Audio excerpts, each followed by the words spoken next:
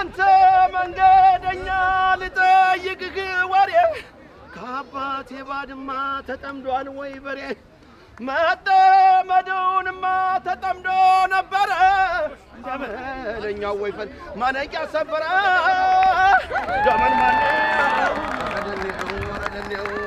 ዘራፍ አካኪ ዘራፍ ዘራፍ አገሬ ኢትዮጵያ ጥቁርም አይደለሽ ጥቁር ነሽ አሉ ነጭም አይደለሽ ነጭ ነሽ አሉ ዘራፍ አካኪ ዘራፍ ዱብ ዱብ ያለውን ደኑና አራዳ ማንማነው አራዳኛው አገሬ ኢትዮጵያ ኩሪ ይገባሻል ደኑና አራዳ ማንማነው አራዳኛው ሀገሬ ኢትዮጵያ ኩሪ ይገባሻል የማያስደፍሩ ጀግና ልጅ ወልደሻል ደመን ማነው ወረደኔው ተውደኑና አረደመን ማነው አንተ መንገደኛ ልጠይቅህ ወሬ ከአባቴ ባድማ ተጠምዷል ወይ በሬ መጠመዱንማ ተጠምዶ ነበረ ደመለኛው ወይፈን ማነቂያ ሰበረ ደመን ማነው ዘራፍ አካኪ ዘራፍ አገሬ ኢትዮጵያ ጥቁርም አይደለሽ ጥቁር ነሽ አሉ ነጭም አይደለሽ ነጭ ነሽ አሉ ዘራፍ አካኪ ዘራፍ ዱብ ዱብ ያለው እንደ በረዶ በልጅነቱ በረሃ ወርዶ በረሃ ዳሪ በሰው ጠመንጃ ወንዝ አሻጋሪ ሱሪ ዝቅ ዝቅ ጸጉር ፈተላ አሬት መጣብኝ ይወሮ በላ እዚህ ቁጭ ብሎ ደም ከሚያፈላ ስደደው አባይ ገድቦ ይብላብላታ ዘራፍ አካኪ ዘራፍ እያሽመሌ ባለች ቀጭነች ዘራፍ አካኪ ዘራፋታ አረጃሎ ባላ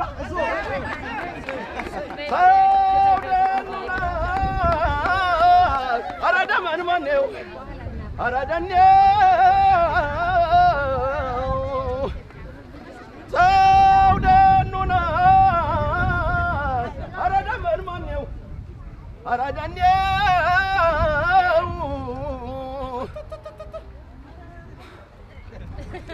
ዘራፍ አካኪ ዘራፍ አሁንም ዘራፍ ጥቅምም ዘራፍ ማን ይነካታል የጀግናን በራፍ ዘራፍ ተወዶ ዘራፍ ሲታጠቅ ልቡ አይሸበር ሆዱ አይጨነቅ ከጥላት ጋራ የሚደባለቅ ጠላት ሲመጣ እንደንፈርሶ ቁጭ ብሎ ቆየው 30 ጉርሶ በ30ም 30 ገሎ ገባበት ውጅም ጓንጫ ወድሮ አረካጅሬ የጠባው ጥጃ አንዱን በጥፊ አንዱን በርግጫ ሩበላተ ራበላተ እኛ እንግሊዞች እኛ ጣሊያኖች የቸገራቸው በጎንደር ቢሉ ማን ሊፈራቸው መይሳው አስሮ መድፍ አሰራቸው መድፎም ይገኛል ዳፋት ያለው ደብረ ታቦር ላይ ዳፋት ያለው ያነ መድፋቸው ለውርደታቸው ምስክር ነው ሮበልዬ የዳጀግና ዘር የዛ ሰውዬ ብረጅን አልቢን ያሰኛል ወየ ሮበላተ መላው ጠፍታቸው ሲደናገሩ ለተንኮላቸው ጎጀን ይዳሉ ጎጃም ሽፈራው በላይ ሽፈራው ተቀበላቸው እያቆረጡ አባይ ጣላቸው አራይሰማ ሮበላተ ያውግሮታቸው ሲደናገሩ ለተንኮላቸው ሲደናገሩ ለምጠታቸው ወሎ እንዲዳሉ ወሎስ ቢሄዱ ንጉሥ ሚካኤል ተቀበላቸው አጼ ምኒልክ የአድዋው ጀግና ከጣይቱ ጋር ጠላት የመታ ስሙ ይነሳል በሁሉም ቦታ ማለት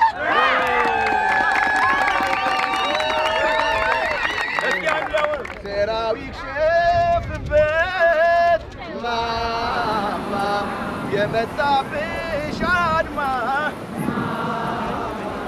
እግሩ ሳር ያድርገው ጉልበቱን ከቴማ አይሰማም አቀባበለብሽ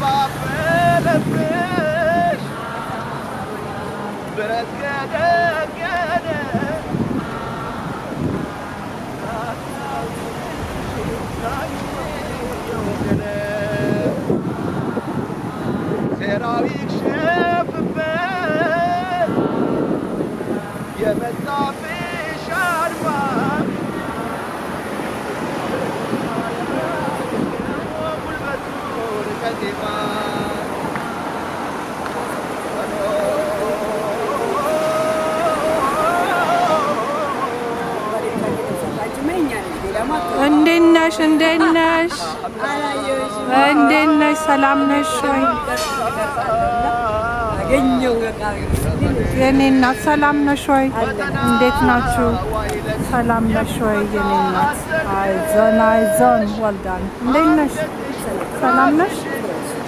ያልመጡት ነበር አለ ተሰርዟል ተብሎ ተነግሯቸው ሚስአንደርስታንዲንግ ነበረ ሙቀቱ ይቀጥላቸው ያንን ሚስአንደርስታንዲንግ እያቀረብን ያለነው ያው ዴይ 2 ተብሏል። ትናንትና ነው የጀመርነው። በርግጥ እኛ ግን እስከ 23 ብቻ ሳይሆን ያው የአማራ ጄኖሳይድ እስኪቆም ድረስ አናቆምም። አንደርስታንድ የአማራ ጄኖሳይድ መግለጫ ሄደው ማለት ነው። አትሊስት የምንፈልገውን እየጠየቅን ያለነው እኛ የምንፈልገው ኢንቨስቲጌሽን ነው።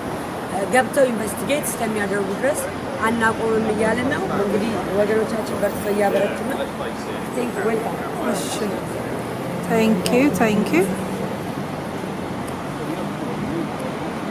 በቃ ወይ የአይሲስ ባንዲራ የምትሉ ሰዎች በቃ ነው የሚለው። ኦኤልኤፍ ኢዝ አይሲስ፣ ቲፒኤልኤፍ ኢዝ አይሲስ፣ አብይ አህመድ ኢዝ አይሲስ። ራሲስቶች ናቸው። አብይ አህመድ፣ ኦኤልኤፍ፣ ቲፒኤልኤፍ prosperity, they are directly responsible for the genocide of the Amhara people. Stop Amhara genocide in Ethiopia. Enough is enough.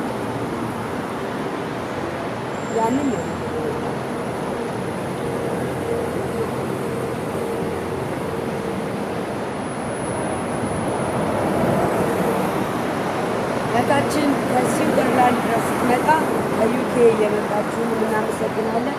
በካናዳ ትናንትና የምትገባዋታችን አልገባችም። እሱ አይደለሽም አንቺ የዩኬ ማለት። ስለዚህ ሁላችሁ ኑ። የትኛውም ድምፅ ወሳኝነት አለው። ሃንገር ስትራይክ ፓወርፉል የሆነ በዓለም ላይ ማንም የማይሞክረው ከሞከረው ውጤት የሚያገኝበት ሰላማዊ ሰልፍ ነው። ዳት ወገኖቻችን ሃንገር ስትራይክ to end the hunger strike, to end Amhara genocide in Ethiopia. This is day 2. We continue until we get our justice. Hunger strike is continue until the Amhara people get a justice. We demand justice right now. Why? The international community is silent. They know we know. They know we know.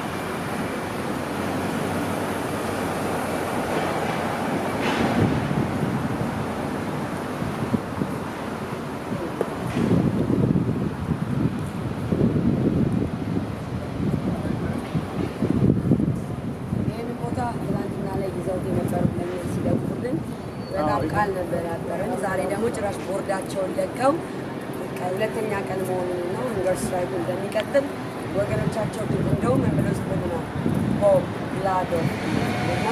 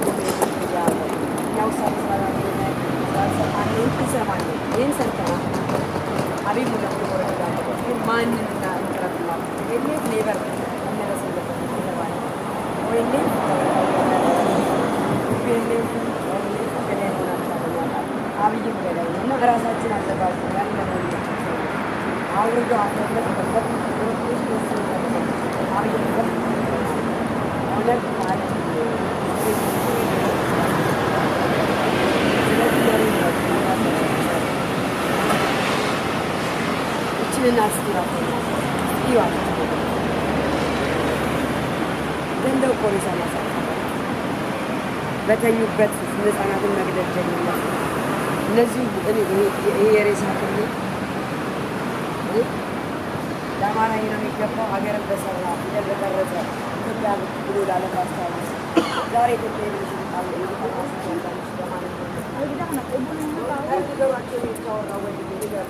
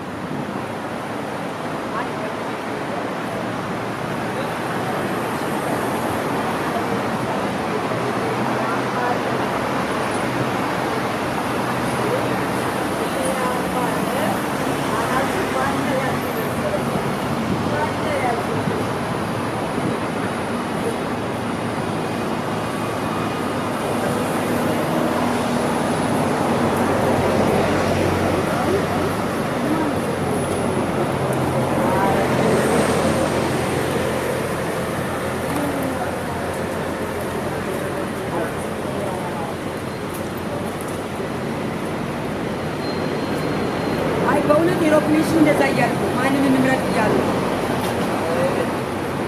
የእውነቴን ነው የምነግራቸው። ያው አብይ አህመድ ገዳይ መሆኑ ታውቃል። ወደ እስር ቤት እንደዚህ እያሉ ነው ያሉት የሮክኔሽን አብይ አህመድ by international reform. They have a proof. They say it. They have a proof. They say we have a proof that we have a genocide every single day. We see the genocide in Ethiopia. They say like that. I'm not saying anything. We know that. Directly.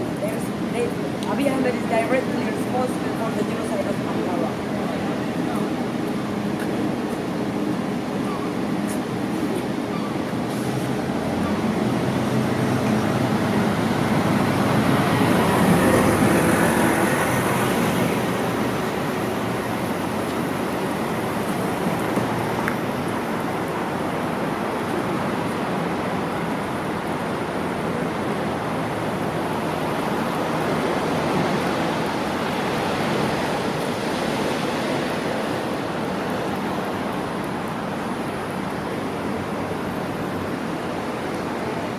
አትሊስት የሌሎችን አይደለም ድምፅ እንኳን እንዲሆኑ ሳሚ ያምናላቸው ሌላው ማንኛ ነበር የት አላችሁ ማለት እኛ ጦርንም ተረበንም አይደለም እኛ ቁጭ ነው ማለት ነው የምንራበው ማለት ነው። ምግብ ሳንበላ ስንቆይ ይደክማል።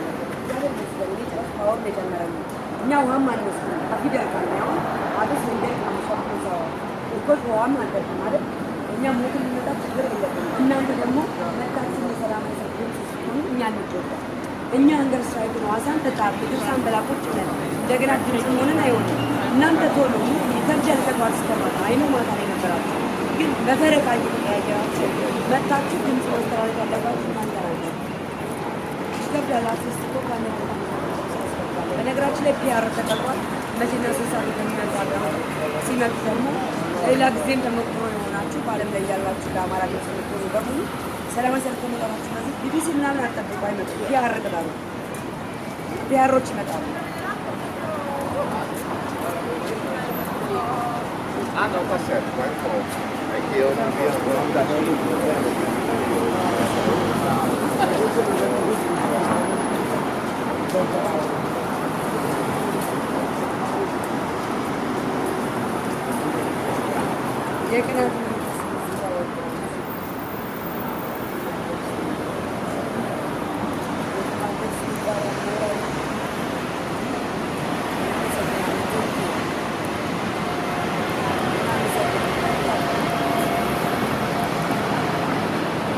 ድሮን መስሎኝ እኮ በቃ ዳታ ተጠቅሰው ነበር ጠላቶች ገዝ ተጠቅሰው ነበር። እንበረታለን እናንተ ጋር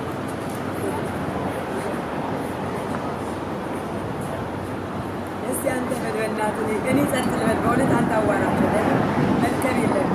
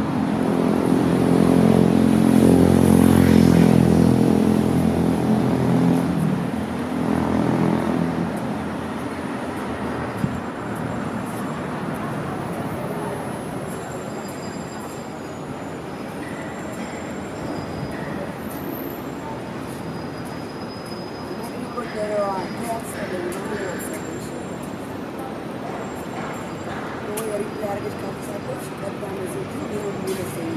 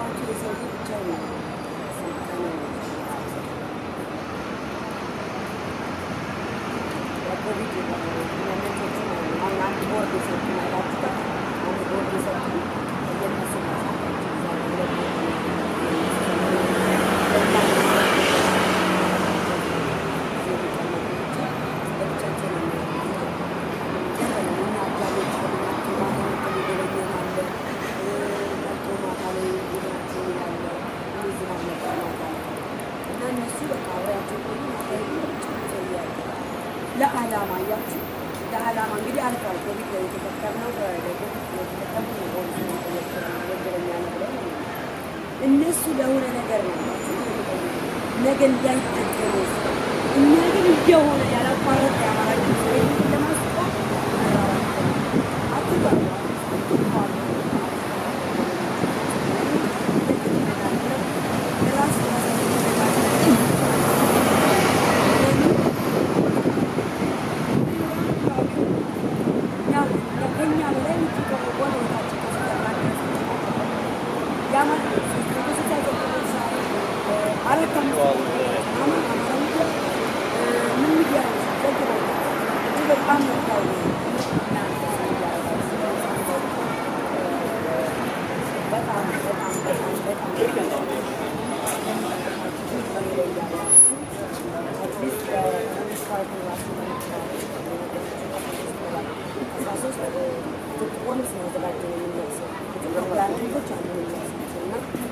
ሌሎቹ አጃቢ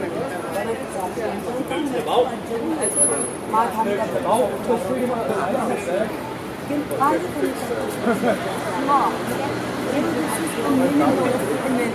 ባችን ደግሞ ተቀን ጠዋት እስከ ማታ አብራችሁ ትሆናችሁ እንግዲህ ቤታችሁ የምታረጉት ማለት ከእኛ ጋር ግን አብራችሁ ሀንገር ስትራይክ ማለት ፓወርፉል ማታ ላይ ተደውሎላችሁ ሀንገር ስትራይክ አለ ገርዶና ከቻችሁ እንዳይጎዱ ተብሎ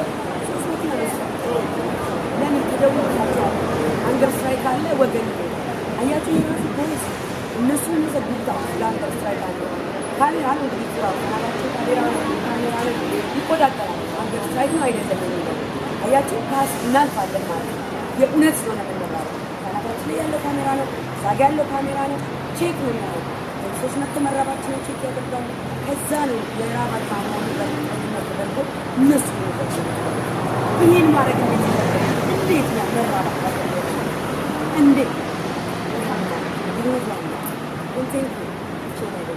እናንተ ያላችሁ ትወጣላችሁ አዘጋጅ ነው ብላችሁ ማዘጋጃለን ብላችሁ ተሰርዛላችሁ የለቀሳችሁ ሰዎች ና ምን አለ ብላችሁ ጋብዜ ነባችሁ በአሌና እንደ ሌላው ሰዎች ዝማዋላችሁ ራቸዋለን ይታረጉታለ ሌላ ህግ ነው እናንተ ራሳችሁ ፍጹም እናንተ ማለታችሁ ምክንያቱም እስከ ዛሬም አማራው ተጠናክሮ እንዳይወጣ ይታረጋችሁ እናንተ ገብቶኛል ተረድቻለሁ እኔ በህግ ነው መፋረድ የአማራን አንድነት የሚመታበት ከትኛው አንድ ሰው ለኔ እንዳነሰው አለ ብአዴን አገር ቤት ያለውን ብአዴን እናንተ መዋጋት አለባችሁ ስንል እኛ እዚህ ያለውን ከተዋጋን ወሬ ነው ማለት እኛ እዚህ ያሉትን ብአዴን አንጥረን አጣርተን አውጥተን እንደዚህ ፎቶ ለጥፌ ጄኖሳይደር ናቸው ናቸው መብት ስላለኝ ማለት ነው እናንተ አገር ቤት ያለውን ብአዴን እዚህ ያሉትን ግን ማለት ነው ማስረጃ ነበር ተፈልገው ማስረጃ አንድ ማስረጃ ስለዚህ ጠይቃቸው እንጠይቃቸዋለን።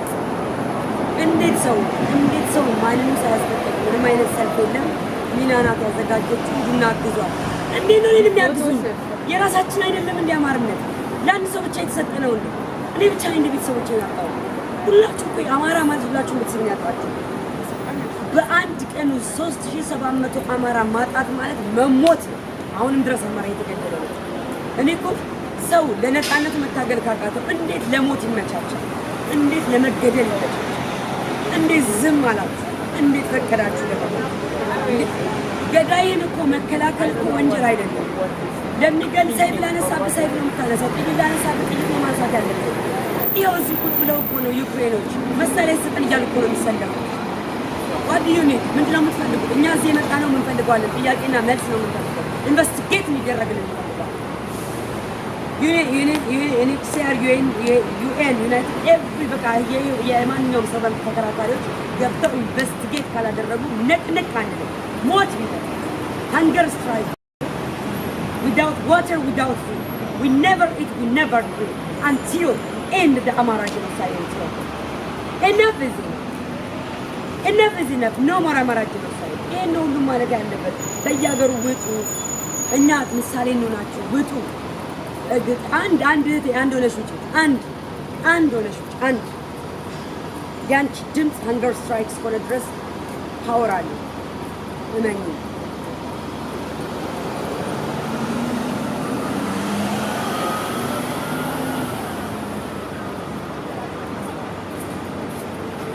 የተቆራረጠብሽ ነው።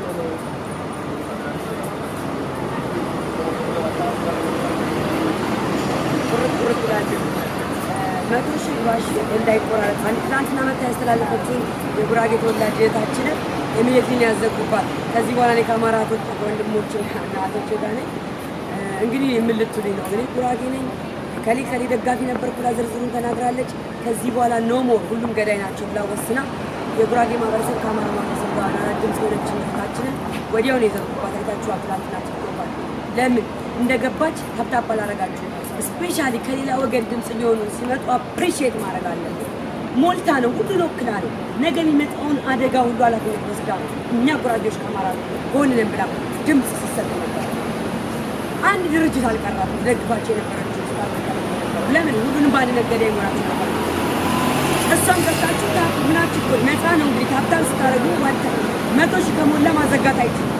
ያንን ማድረግ ነበረብን። አሁን የዘጋባት አሁን ትወጣለች ባለች ስለታ ግን ድምጿ መታፈል የለበትም ሁላችን። ኦኬ ጤና ይስጥልኝ እህታችን። እኔ ከኢትዮጵያ ትሪቢውን ሚዲያ ቻናል ነው የመጣሁት እና ስምሽን ብትገልጭልን። ስሜ ያየሽ ኦኬ እናመሰግናለን። ይሄ 10 ዳውኒንግ ስትሪት ነው እና እዚህ ጋር ብዙ ፖስተሮችን የአማራን ጄኖሳይድ የሚያሳዩ ፖስተሮች አሉ እና ስለዚህ ዛሬ ስለምታሰሙት ድምፅ እባክሽን ብትገልጭልን። የረሃብ አድማ ወይም ሃንገር ስትራይክ የሚለው የመጨረሻው ደረጃ የሰላማዊ ሰልፎች አይነት ነው። በብዙ ዓለማት ላይ የተለመደ ቢሆንም ይሄን ወስነው የሚያደርጉ ጥቂት ቡድኖች ናቸው። በአንድም በሁለት ሰው ይደረጋል።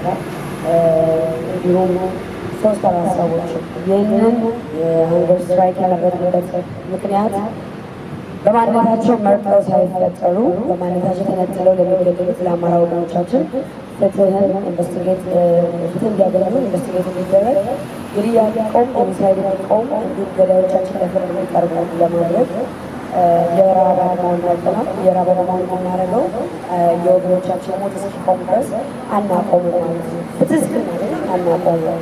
ኢንቨስቲጌት ተደርጎ አማራ መገደል እስኪቆም ድረስ ለማንኛውም ዜጋ ወጥቶ ገብቶ መኖር እስኪል ድረስ ሃንገር ስትራይክ ወይም የረሃብ አድማውን እንቀጥላለን ማለት ነው።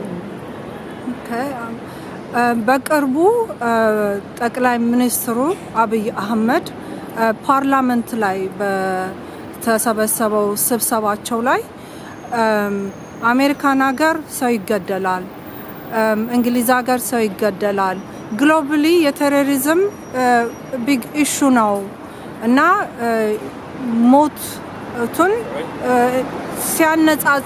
ሲያነጻጽር አይተናል እና እናንተ ደግሞ ዛሬ ይሄው ጄኖሳይድ አማራ ላይ እየተፈጸመ ነው ዘመዶቻችን እየተጨፈጨፉ ነው ስለዚህ ለምንድን ነው ይሄንን እናንተ ስፒን የምታደርጉት እሱም እንዴት ነው ይሄ ብዙ አጣጫጭሁት ሲል ይሰማልና እናንተም ይሄው ይሄንን ስፒን ያረጋችሁ ነውና እንዴት ነው ይሄንን እናንተ የምታዩት ያው ባጫማኛ ከዚህም በማር ይጠብቃል የኢትዮጵያ በዚህ ሰዓት ለኔ አንቱ ምናምን ብለሽ የጠራሽው ከፕሮሚስተር አላውቀውም ለኔ አንድ ተራ ዘንብ የሚናገረው ተራ የወንበዴ ቃል አንድ ወራዳ ከምትይው ወይም ሮዘን ራኪስ ከምትይው ቃል የሚወጣ ቃል መሆኑን ምስክር ከእሷ ተወጣ ነው ለዛ ባጭር ቃል ከዚህም ማር አይጠብቅም ግን ለተናገራቸው ነገሮች እንደማስረጃ ወንበዴነቱን ገዳይነቱን በግልጽ አስቀምጧል ግድያ እንደሚቀጥል እንዲሁም ደግሞ ኢትዮጵያ ውስጥ የሚደረገውን ግድያ በድራግና ሰክረው የሚመጡ ሰዎችን ራስ በራሳቸው ድራግ ሲሸጡ የሚገዳደሉ ሰዎችን ከጄኖሳይድ በግፍ ከሚገደሉ ሰዎች ጋር በማነጻጸር በድፍረት ትላንት ግድያ ነበር ዓለም ላይ ግድያ አለ በቀን ከ300 ሰው በላይ ዓለም ላይ ይሞታል እንግዲህ በድራግና ጠግቦና ዘሎ ለብርና ለቢሊዮን ለመሆኑ ሲል ራሱ የገደለና የተገዳደለ ሰው እነሱ ስናይፐር ዘው ይገዳደሉ እነዚህ ህጻናት ምን ይዘዋል በእጃቸው ምናልባት ቆሎ ነበረ ወይም ደፍተር ነበር አሊያም ሞፈር ነበረ እንዴት ነው ሁለቱን እንደዛጸሩት ካልሽ አሁንም ከዝም በማር አልጠብቅም አስተሳሰቡ የዘንቀጠና ትንሽ ወራዳ የሆነ ሰው ይህን ቃል ቢያነጻጽር የአእምሮ መዛባት ስላለበት ሐኪም ቤት እንዲሄድ ትእዛዝ አዝለታለሁ እኔ ማለት ነው ሜንታሊ አፌክት ሆኗል አውቶ ኮንትሮል የሆነ ሰውና እኔ እሱን ወደ ሆስፒታል እንጂ ከመታሰሩ በፊት ራሱ እንዳይቀበጣበት ሲጠየቅ ሕክምና ያስፈልገዋል የሳይኮሎጂ እርዳታ ያስፈልገዋል የሚሰራውንም የሚናገረውንም አቅም በደም ሰክሯል በአማራ ህጻናቶች ደም ሰክሯል ነው ማስበው እሱ ማለት ነው ሌላው ደግሞ ሞት ይቀጥላል የሚለው ቃሉና የበለጠ አሁን ደግሞ አለው ከዝም በማር አልጠብቅም እንደዚህ ስለማይሆነው እሱ ህጻናቶችን ወይም ንጹሃን ይገደላሉ ችግኝ መትከላችን አናቆምም ለዚህ መልስ ሰጥተናል እዚህ ጋር የተሽ ከሆነ በደንብ አጭር መልስ መሰለኝ የደም ችግኝ እኛ አንተክልም በደንብ የሚገነባ ችግኝ አንተክልም ስለዚህ enough is enough stop state sponsor Amara genocide we have enough evidence a video a picture so enough is enough no more Amara genocide እንላለን በቂ ማስረጃዎች አለን አብይ ጄኖሳይደር ለመሆኑ ገዳዮቻችን ጄኖሳይደር ስለመሆናቸው አስቀድመው ከመግደላቸው በፊት እዚሁ በለንደን ኤምባሲ በተለያየ ቦታ ላይ እንገላለን አንገት እንቆርጣለን ስጋ እንበላለን በሰላማዊ ሰልፍ ላይ ዘጋው ጩቢጩ ጨፍጨፍ ብረት ይደልደል የሚል የዛሬ ሁለት ዓመት የተደረጉ የባስማወር ላይ ሰልፎችን አይተናል በአንድ እስከ መስቀል ሲደርስ በፍቃድ እንደምንገደል አንድ ማስረጃ ምንም ሳንልንገርሽ ጄኖሳይድ የሚፈጸመው መንግስት የሌለበት ሀገር ነው መንግስት ነኝ ባይ ከተቀመጠ ጄኖሳይደሩ በቀጥታም ሆነ በተዘዋዋሪ ድጋፍ አድርጎበታል ማለት ነው ለዛ ነው 100% የአማራ ግድያ ላይ የቀጥታ ተጠያቂ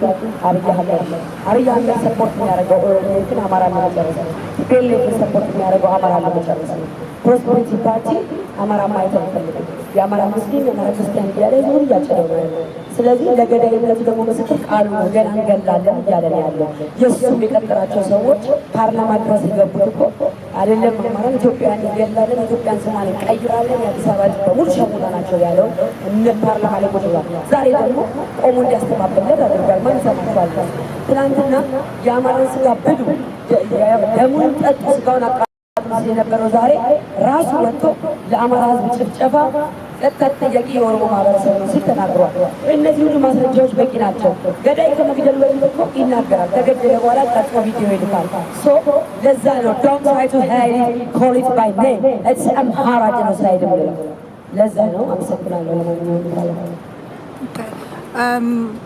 አንድ ደግሞ ሌላ መጠየቅ የምፈልገው ሪሰንትሊ እዚሁ ከኋላችን ያለው ዳውኒንግ ስትሪት ላይ ፕራይም ሚኒስተር ቦሪስ ጆንሰን ፎርስ ተደርጎ ኩዊት እንዲደረግ ተደርጓል አንደኛው ሪዝንም በዱሪንግ ኮቪድ-19 ፓርቲ አርገሃል ከሚባለው አንደኛው ትልቁ አኪዜሽኑ እሱ ነው ለዚህም ፎል እንዲባረርም ካደረጉት ነገሮች አንዱ ይሄ ነው እና ዛሬ ፕራይም ሚኒስተሩ አብይ አህመድ ብዙ ሰዎች የሱን መውረድ እየጠየቁ ነው እና እናንተ ይሄንን እንዴት ነው የምታዩት? የቦሪስ ጆንሰንን የሚያክል ፕራይም ሚኒስተር በፓርቲ አርጋል ተብሎ ነው የወረደው እና ይሄንን ጄኖሳይድ ደግሞ ኢትዮጵያ ውስጥ የዘመዶቻችን ህዝባችን ክፉኛ እንደዚህ ሌቭል ተጨፍጭፏል አቅምና እንዴት ነው ይሄንን እናንተ የምታዩት? ያው መግዛይቀው ሰዎች ላደረጉት ዳኛ ላይ ጠቡ እዛ ጋር ነው ባለው ነው ተዘጋጅቶ ነው ያንን ባለው ነው ተባዶ ነው ነው መንገስታዊ አመራር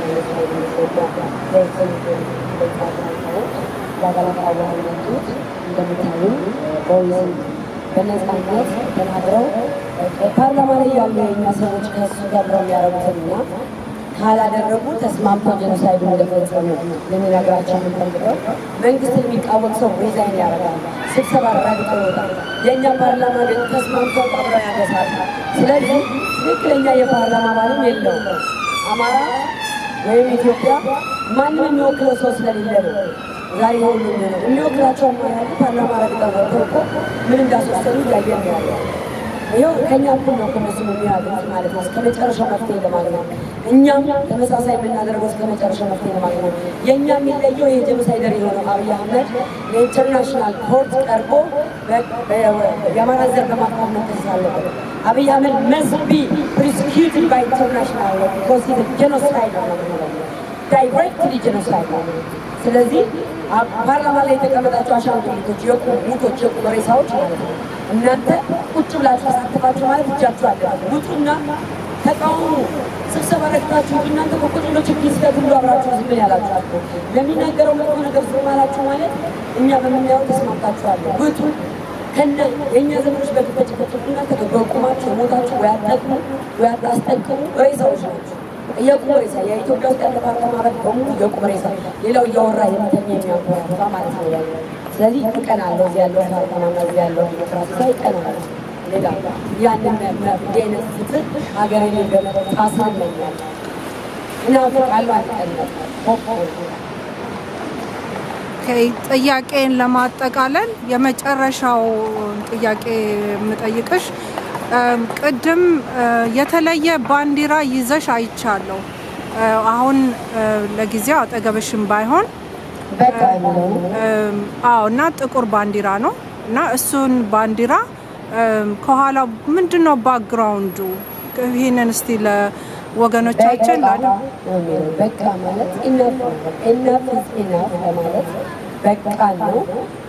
አንድ አጋጣሚ ካሰለመታሽ ነው የምንለብሰው ስለሆነ ጥቁር ልብስ ነው የምንለብሰው። ልብሳችን ጥቁር ነው። ያንን ሳይን ደግሞ የምንገለጽበት ዋነኛ ምክንያታችን አንድ ያለንበት ዳር ጨለማ ጊዜ ዘመኖቻችን መገና የምናወቀው ከዚህ አመላለስ የምንወጣው ወገኖቻችን ነጻ ሲወጡ ነበር። ለአንድ ሰው እንኳን 40 ድረስ ይለበሳል። እንግዲህ ለእነዚህ 3700 በላይ በአንድ ቀን ተጨርሶ ያኔ 700 በየቀኑ ያለውን አለ ሁሉ 4 ዓመት ላይ እየተደረገ ያለውን ከ30 ዓመት በፊት የተደረገውን ሁሉ አይደለም። በዚህ በቅርብ ጊዜ እንኳን የተደረገው ይህንን ማቅ እንዳለው ስላደረገ ነው። ጥቁር ባንዲራ ደግሞ በቃ ወይም የያዘን ምልክት ነው። መብቃቱንና ያለንበት ሲቹዌሽን ለማሳየት ነው። እሺ፣ በጣም አመሰግናለሁ እህታችን። በዚህ በጣም አስቸጋሪ ሰዓት ላይ በዚህ ሰዓት ቆመሽ ይሄንን ኢንተርቪው ስለሰጠሽኝ በጣም በኢትዮጵያ ትሪቢውን ሚዲያ ስም አመሰግናለሁ። እንከታተላችኋለን።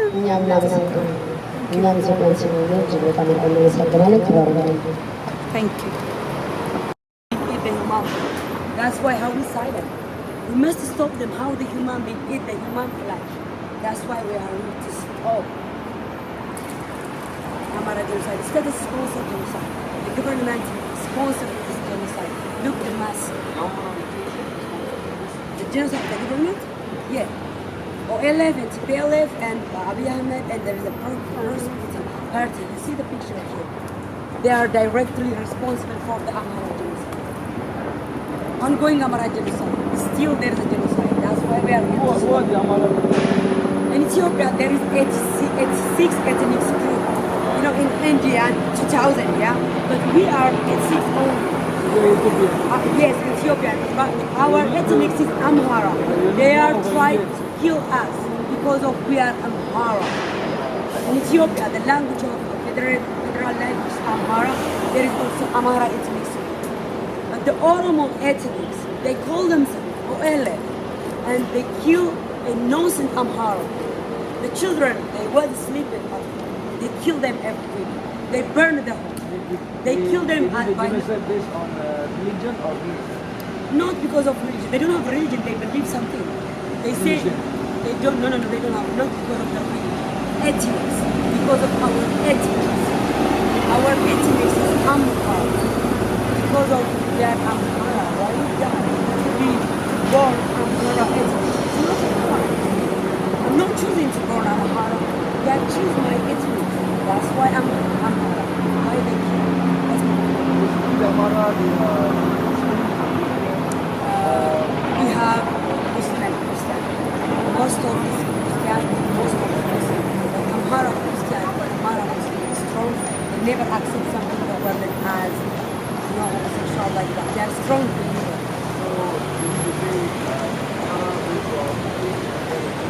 Muslim and Christian. No. We are, our religion is Muslim and Christian. The killer, they don't have any religion. Or they don't have any religion.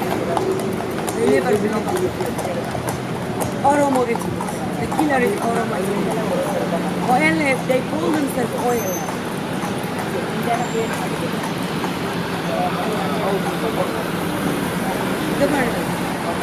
The government supports his ethics.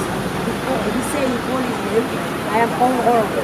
When you become a president, you become Ethiopian president, why you call your ethnics? And why you support only one ethnic? He supports his ethnics, he give them gun and everything.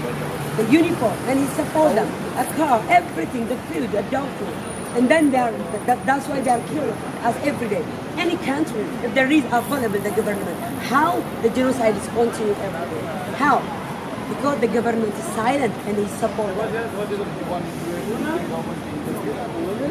We need all the world. We need all the human, not because of UK government only. They know, we know they know. But why they silent? They must break them silent. We need investigation to stop the Amhara genocide.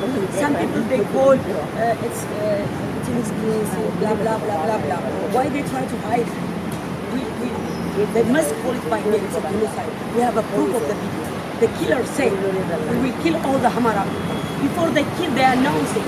So there is the killer killed with video, and they say that we have a video of them. So that genocide must stop. Why they silent? The reason we are here to tell them, you know, they keep silent. We voice of the business, Amhara genocide. We need the investigation, and we need some justice. Not tomorrow, not just now. Wherever, I don't know. Sometimes I don't have words more than what I say. Look, one father lost 5 children and his wife. And also he lost 28 members of his family in 1 year. 3 days children, they killed her by knife as a child. And they eat as a look that picture. You see this picture? Look at this picture. This is the pregnant mommy. We have 3 kids inside. They cut her stomach and they take out the children. They eat them. The human being eat the human flesh. Look at that person. Eat the human flesh. Still the human being is silent. But that's there. We are all human beings. If we stand together, we change everything. If we silent, it's continue everywhere. Maybe today in Ethiopia, tomorrow also they continue. Everywhere. Because someone starting to eat the human being, do you think they continue? They stop? No, they continue to go everywhere. We are not a politician. We are innocent. We stand until we get a justice. How we silent the innocent people die every single day. Without, they are not doing anything. They are innocent. They are farmers. They are, look the children, they are going to school. They have a plan to do something. What they did? Nothing. They are innocent. They don't know the politics. They don't know who the leader is. They don't know Abiy Ahmed. When they kill them, they are Amara. To be born Amara, it's a crime. That's why we all were living with one voice is important for us. Go to the teacher and how I decide. Write something. Voice is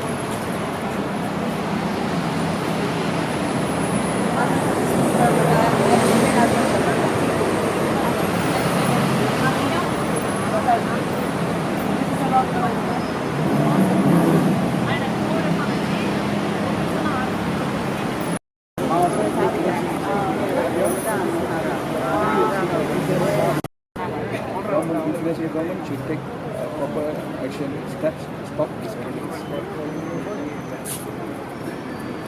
We see the Sri Lanka also with genocide. We see the same thing, in our country too. So if we stand together, if I become leaders, if we become leaders, if we stand together, really we become a get a power. We need to have a power. That's why I don't have any words, but stand until we get it. We stand together. Anything. Yeah.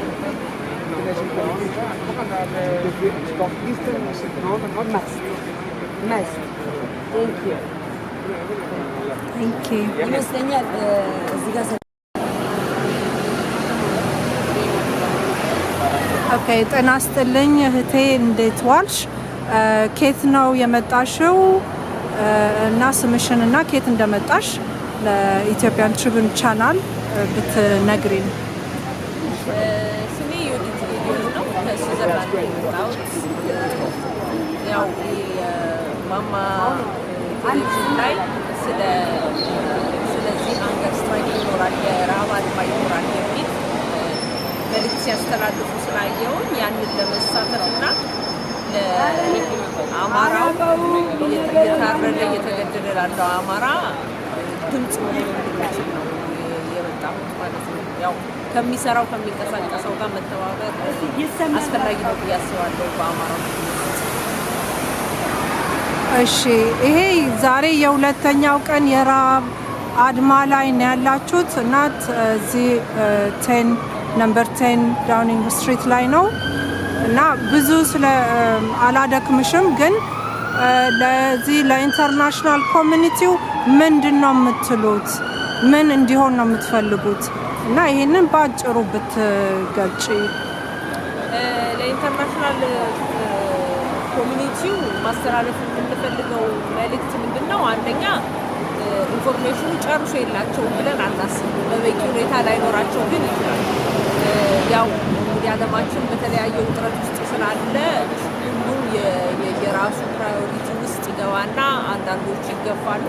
ስለዚህ የራሳችንን ኬዝ የራሳችንን ችግር ወደ ላይ ወደ ፕራዮሪቲው ለማምጣት መንቀሳቀስ መስራት አለብን እና እንዲመለከቱት አማራው በተለይ አማራው ላይ እየደረሰ ያለው ነገር ማስኪሊንግ አይደለም፣ ኤትኒክ ክላሽም አይደለም። እነሱ እንደሚሉት ይሄ ጄኖሳይድ ነው። ምክንያቱም አማራው በደንብ ፕላን ተደርጎ ተነግሮት አለበት ድረስ ተሄዶ መታወቂያ ተጠይቆ አማራነቱ ተረጋግጦ ነው የሚገደለው። ከጎኑ ያሉ አማራ ያልሆኑ ጎረቤቶቹ ሳይነኩ ማለት ነው። እንዲሳደድ፣ እንዲሸበር፣ ቦታውን ለቆ እንዲሄድ ይደረጋል። በወለጋ የምናየው ደግሞ እንዲያውም እሺ በቃ ልውጣላችሁ ሲል እንዳይወጣ ተከቦ በረሃብና በመሳሪያ በቢላ እንዲያልቅ ይደረጋል። ይሄ ደግሞ ሆድ ውስጥ ካለ ሕፃን ጀምሮ እስከ ሽማግሌ፣ አሮጊት፣ አዛውንት ድረስ ነው። ስለዚህ ይሄንን ደጋግመን በዓለም ፊት መናገር አለብን። ለፖለቲከኞች ብቻ ሳይሆን ለህዝቡ ማሳወቅ አለብን ብዬ አስባለሁ። ምክንያቱም ዲሞክራሲ ባለበት ሀገር ህዝቡ ትልቅ ፓወር አለው። እንደዚህ አይነት ማኒፌስቴሽኖች ናቸው ህዝቡ እንዲሰማ እንዲያይ የሚያደርጉት።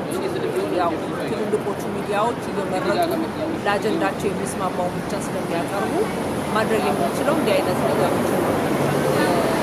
በስዊዘርላንድ ደግሞ እኛ ስቶፕ አማራ ጄኖሳይድ በሚል አሶሲዬሽን ውስጥ እንንቀሳቀሳለን። የምንሰራው ሎቢና ዲፕሎማሲ ነው።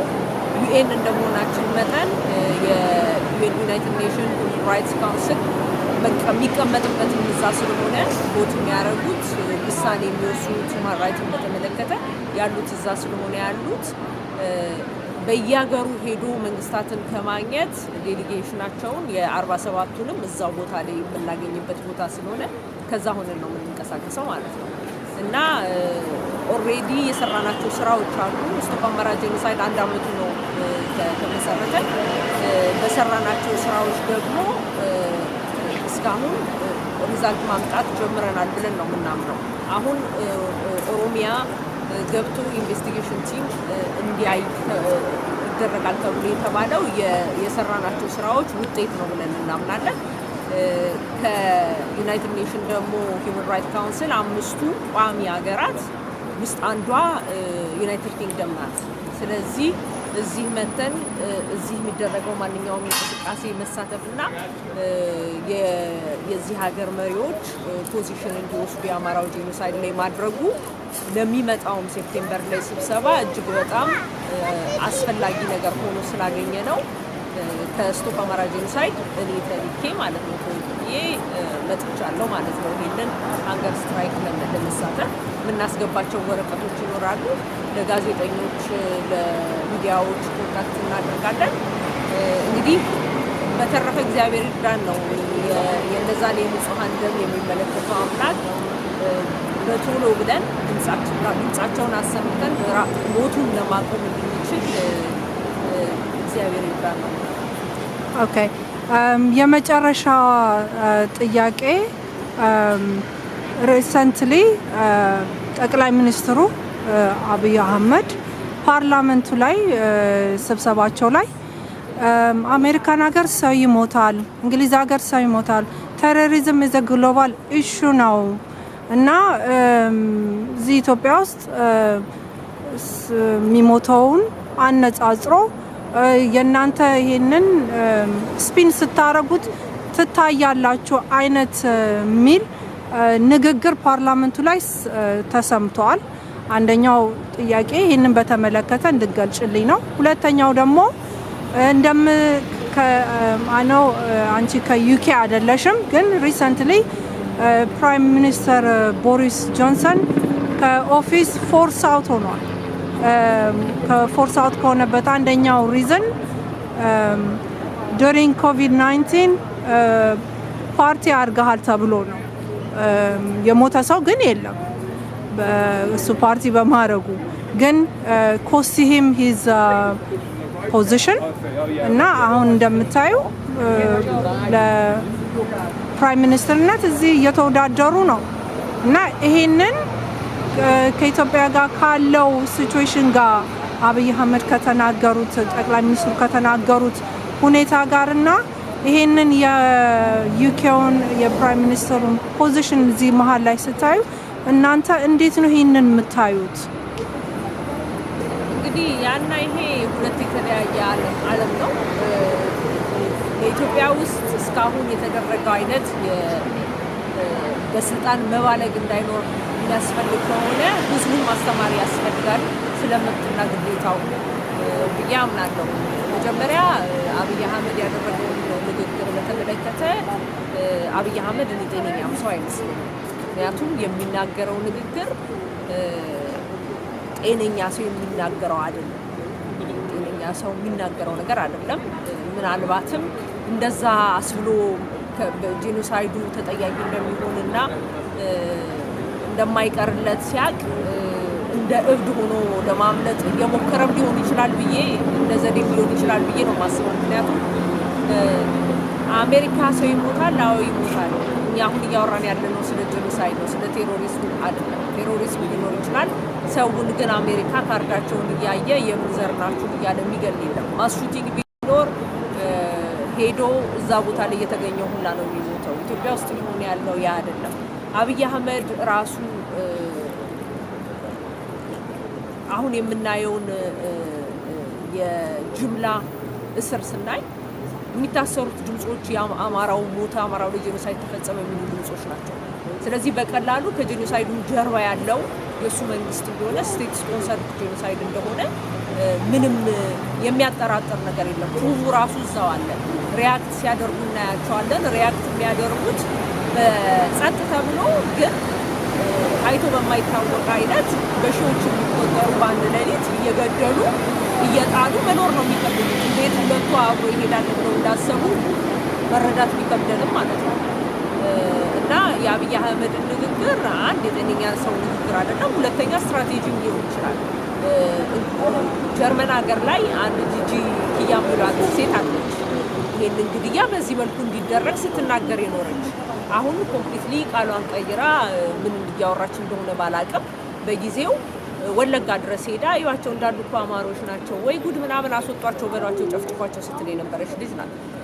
ጀርመን ሀገር ግን ሊከሷት ሲሞክሩ የአእምሮ በሽተኛ ነኝ ብላን ያመረጠችው እና ይሄ ምናልባት የኦሮሞማው መንግስት ሰራተኞች ታክቲክ ሊሆን ይችላል ብዬ ነው ማስበው በሁለቱ መካከል ነው ልዩነት አለ እሷ የሆነችውን ያህል እሱ ነው ጤነኛ ማለመሆናቸው ክፋታቸው ሰው ማስጨፍጨፋቸው ሁሉም አንድ አይነት ነውና ምናልባትም ተመካክረው የሚሰሩት ነገር ነው ብዬ ነው ማስበው እሱንም ስትሰድብ ብትል ይሄም ከኦሮሞማው ታክቲክ ውስጥ አንዱ ነው እርስ በርስ የሚጣሉ መስሎ መታየት እና እሷን የወሰድኩት ለምንድን ነው እሷን ነው በአብዛኛው እንደ ተራ ነገር የሚያዩት እና አብይ አህመድ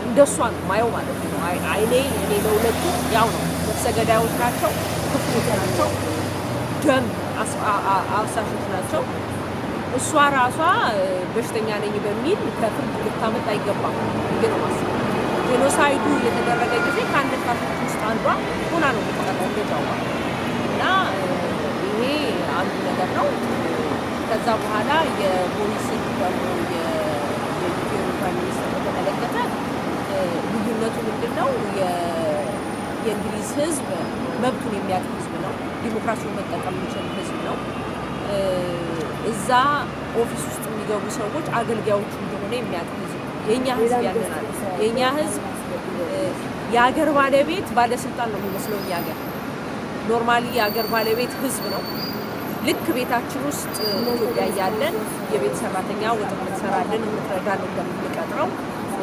ለጥበቃ ዘበኛ እንደምንቀጥረው የመንግስት ሰራተኞች ጠቅላይ ሚኒስትሩ ፕሬዝዳንቷን ጨምሮ እንደ የቤት ሰራተኛ የኛን ስራ ሊሰሩ ደሞዝ የምንከፍላቸው ግን ስራው ፓወር ስለሚፈልግ ፓወርን አብረን ሰጥተናቸዋል ዘበኛው ሴኩሪቲ እንደሚያስጠብቅ የቤትን የሀገርን ደግሞ ሴኩሪቲ የሚያስጠብቀው ፖሊስና መከላከያ እኛ ሀገር ግን የሚታየው መከላከያ ፖሊስን የህዝብ ተቀጣሪ መሆኑን ረስቶ ህዝብን እየገረፈ እየደበደበ እያሸበረ እያሰረ ህግ እየጣሰ የሚኖር ባለስልጣን እንደዛው እና ኢትዮጵያ ውስጥ ለውጥ ይመጣል ብዬ የማስበው አሁን የኛ ፕራዮሪቲያችን የአማራውን ጄኖሳይድ ማቆም ነው አማራውን እንደ አማራ ራሱን እንደሚመክት አድርጎ ማቆም ማስቻል ከዛ በኋላ ጄኖሳይዱ ከታወቀ በኋላ አይሲሲ ማቅረብ ነው የጄኖሳይዱ ሰዎች ከዛ በኋላ ደግሞ የአማራ ህዝብ ካሳ ያስፈልጋል እርቅ የሚሉት ነገር የለም ሰው ካሳ ሳያገኝ ከዛ በኋላ እርቅ ይመጣል ለኢትዮጵያ እርቅ ከመጣ በኋላ ግን ኢትዮጵያዊ በሙሉ እያንዳንዱ ከሊቅ እስከ ደቂቅ መብቱ ምን እንደሆነ ግዴታው ምን እንደሆነ መማር አለበት ነው ከዛ በኋላ እንደገና ባለስልጣን ስልጣን ላይ ወጥቶ የሚባልግበት የፈለገው ሰው ብሎ እያሳነቀ ስሜት የሚወረውሩበት አካሄድ መኖር የለበትም እዚህ ሀገር እኛ ለስቶፕ አማራ ጄኖሳይድ ካምፔን ስናደርግ ቀጥታ የምንሄደው ወደ ፖለቲከኞች ከሚያችን በፊት ወደ ህዝቡ የህዝቡ ፊርማ ይዘን ነው የምንገባው ህዝቡ ፓወር ስላለው ኢትዮጵያ ውስጥም ያንን ነው ማየት እና ይሄንን ነው ማለት ነው በጣም አመሰግናለሁ በዚህ አስቸጋሪ ሰዓት እና በዚህ በረሃብ አድማ ላይ ሆነሽ ይህንን ኢንተርቪው ስለሰጠሽ እግዚአብሔር ይስጥልኝ በጣም እናመሰግናለን እግዚአብሔር ይርዳችሁ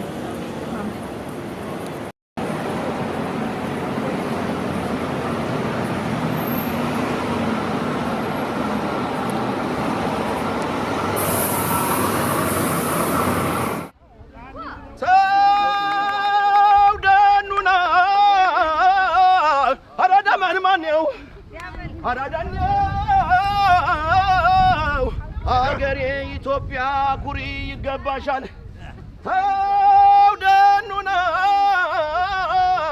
አራዳማን ማነው አራዳኛው Thank you. Could you introduce yourself for me, please? Yes, I'm Lord Duncan McNair. Should I look at you or should I look at the camera? The camera would be... Okay. So, well, thank you very much. I'm Lord Duncan McNair. This is my first Ethiopian social event, and I've had a wonderful welcome. I've met lots of very nice people, and I've learnt a huge amount. Starting from zero, I now know a little bit about Ethiopia, and I've also been very pleased to find out about Sylvia Pankhurst. And so my connection with Ethiopia is fairly tenuous, but my grandfather, Sir Arnold McNair, was Emperor Haile Selassie's legal advisor when he was in the United Kingdom during his exile after the Italian invasion. And so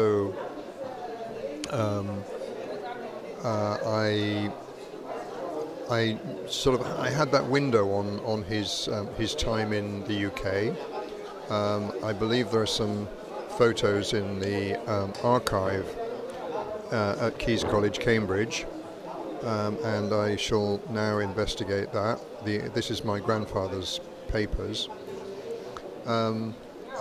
What I actually do is I'm a human rights educator. I have a website at peacefulplanet.org and an organization called Peaceful Planet Human Rights Education. And so I seem to be becoming involved with this in the Horn of Africa. I'm working on a project in Somalia, or with Somalia.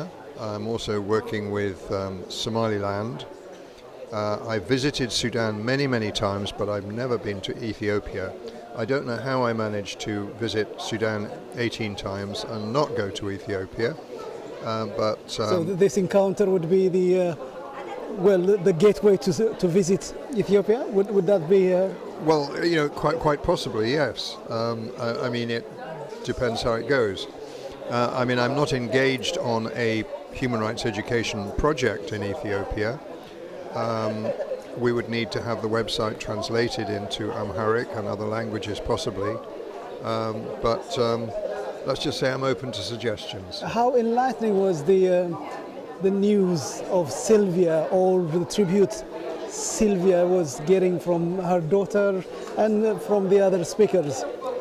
Well, it was fascinating. It was completely new news to me, and what I realized as well is how little I know about the Italian invasion and World War II in that part of Africa.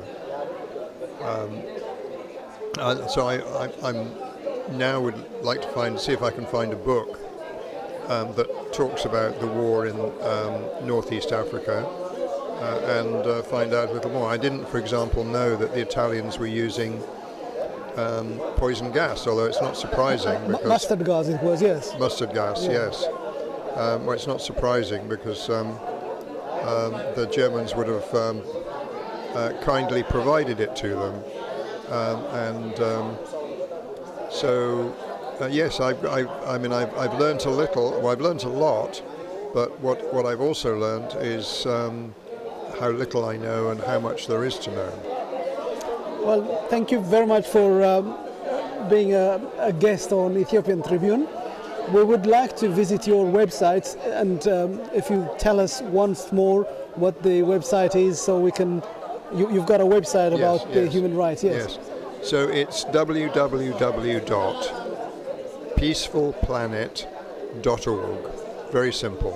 So you provide training, you said, and yes, documents. We have a full program of human rights education.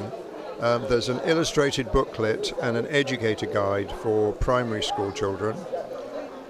There's a secondary school course, and there's also an online course. Now, I wrote the Like I say, I wrote the words for the illustrated booklet, and it was illustrated by an illustrator, obviously. And I wrote the online course. Now, the secondary school course comes from Youth for Human Rights International, and for reasons I won't go into, that although it's translated into many European languages, on my website I've got it translated into Arabic, Turkish, Kurdish, Farsi, and Urdu. But it's a very long-winded process getting it translated, and so I'm actually creating a new human rights education course for secondary age children, and then I can get that translated as I wish, and so hopefully in time when that's finished it will be available in Amharic. Thank you. I will tap on that. Earlier on I tapped on one information. You asked after Prince Michael. Yes. How do you know about him? Was there some kind of family? No. I just thought that it would be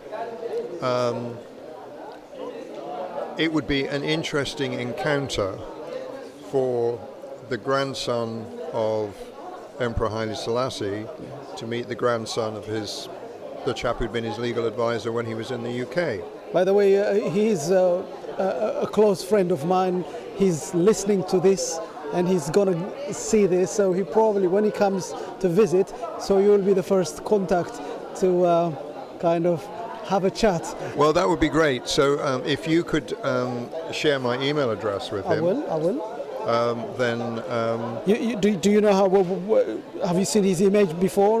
Do you want me to show you his photos? Oh yeah, I've seen an interview with him on YouTube. You have? Okay. Yeah, so great. I know what he looks like. Oh, great. Okay. And I spoke to the people in Bath about him. And, great. And Kefale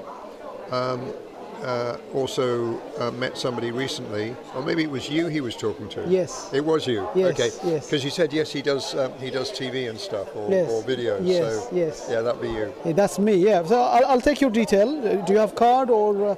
I'll give you a card. Okay, that's great. Yeah. So I'll pass the message. Is surely coming in the coming few months.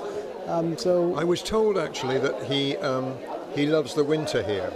Exactly. That's what I'm saying. I cannot imagine anybody enjoying the winter. He loves the winter.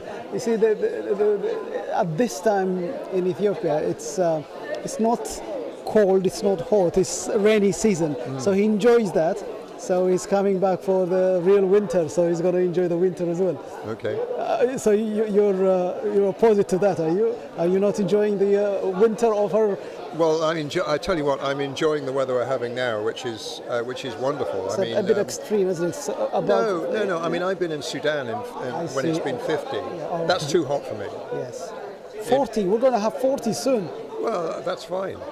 Okay. It doesn't bother me. I just have my doors and windows open, and maybe I get a suntan. No, I can see the suntan already. My lord, I appreciate your time, but I look forward to link in the future, and obviously we'll visit the website, and so many of us will get something out of it, hopefully. Well, I hope so, and I'm sorry it's not available in Amharic, but there is actually on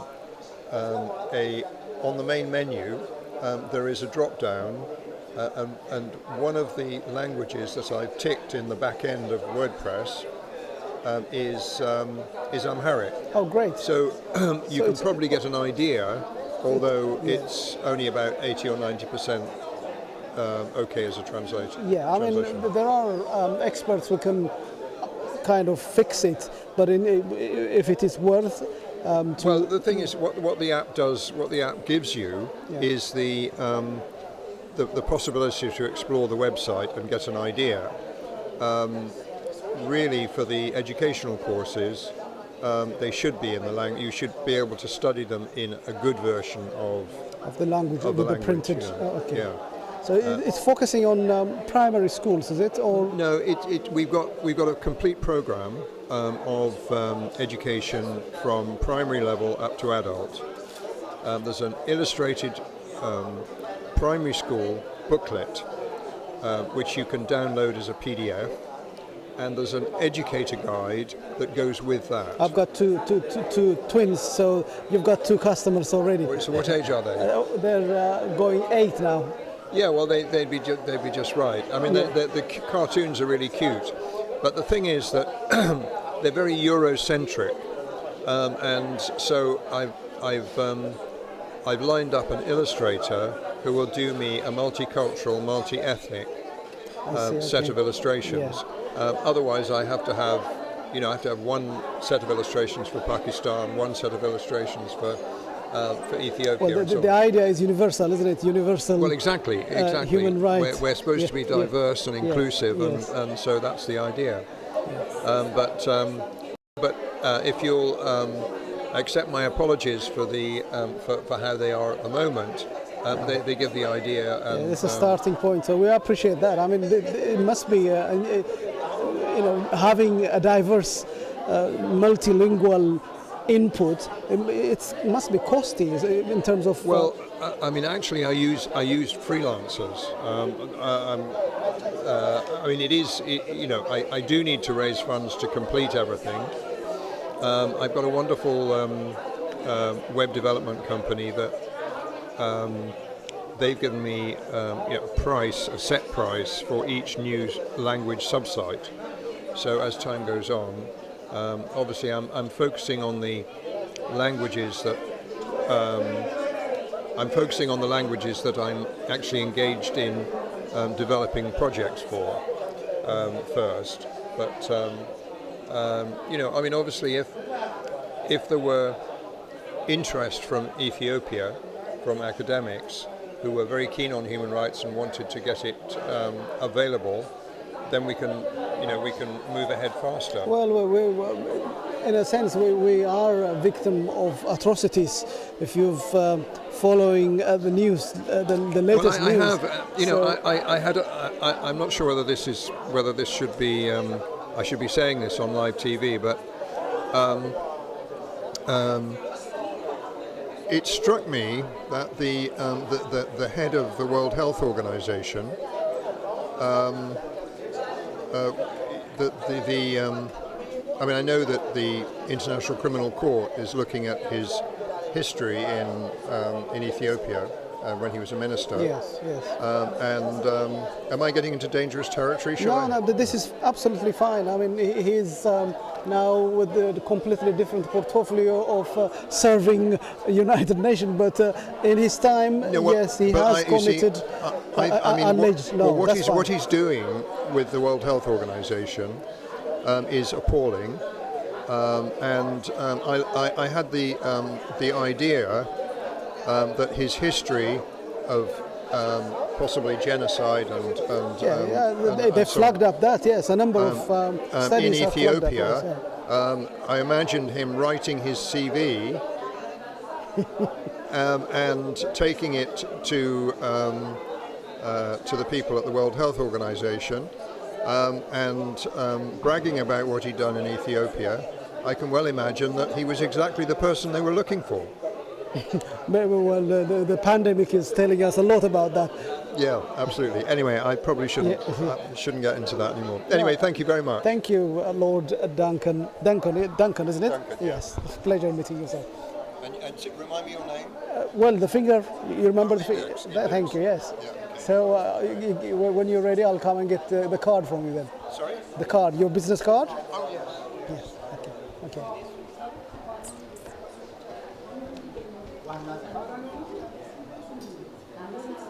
Sylvia Pankhurst was an English campaigner for the suffragettes who fought for the right to vote in public elections movement and activist in the cause of anti-fascism and the international auxiliary language movement. Honorary Sylvia Pankhurst spent much of her life selflessly by campaigning for women's rights and against fascism during the Second World War. Honorary Sylvia Pankhurst was a borderless human rights defender and a respected friend of Emperor Haile Selassie and Ethiopia at large. Ethiopia and Britain have impressive relationships. During the war against fascism, the exiled Ethiopian Emperor Haile Selassie and other refugees were supported by Sylvia and the British people. Sylvia campaigned for justice during the Italian occupation in London and had been an active supporter of Ethiopian culture and independence since the Italian invasion in 1935. After the Allied forces of Ethiopia and Britain ended the devastating occupation of Africa from fascism, she contributed a great deal in modernizing Ethiopia. Today, there are many thousands of refugees and British Ethiopian citizens living and integrating in the UK. It is saddening that the people of Ethiopia, for whom Sylvia and many other people fought for, are still suffering from injustice and brutalities. Sylvia's son, Professor Richard Pankhurst, was also one of the most respected and loved British Ethiopian citizens. He is well known for his credible research on economic, history, and socio-cultural studies of Ethiopia. He began working at the University College of Addis Ababa, and in 1962, he was the founding director of the Institute of Ethiopian Studies. He edited the Journal of Ethiopian Studies and the Ethiopian Observer. He had written many articles, Salamta for the Ethiopian Airlines magazine, which I myself very much loved to read when I was a schoolboy. He wrote many books and known by many as the Encyclopedia of Ethiopia. Professor Richard Pankhurst's wife Rita Pankhurst was also a marvelous friend of Ethiopia. Currently, Professor Anula Pankhurst and Professor Helen Pankhurst, CBE, are serving Ethiopia as their father and grandmother did. Professor Anula Pankhurst lives and works in Ethiopia, and he is not able to join us today. However, it is my greatest pleasure to inform you that Professor Helen Pankhurst, CBE, granddaughter of Sylvia Pankhurst, is among us today.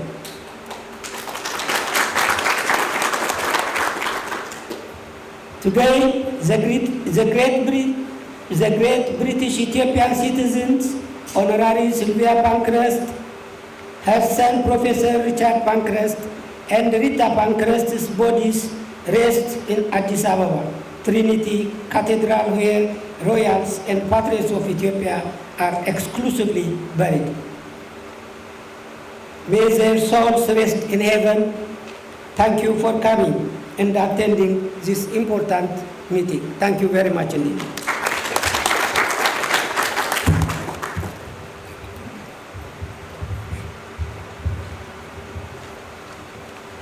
Thank you very much.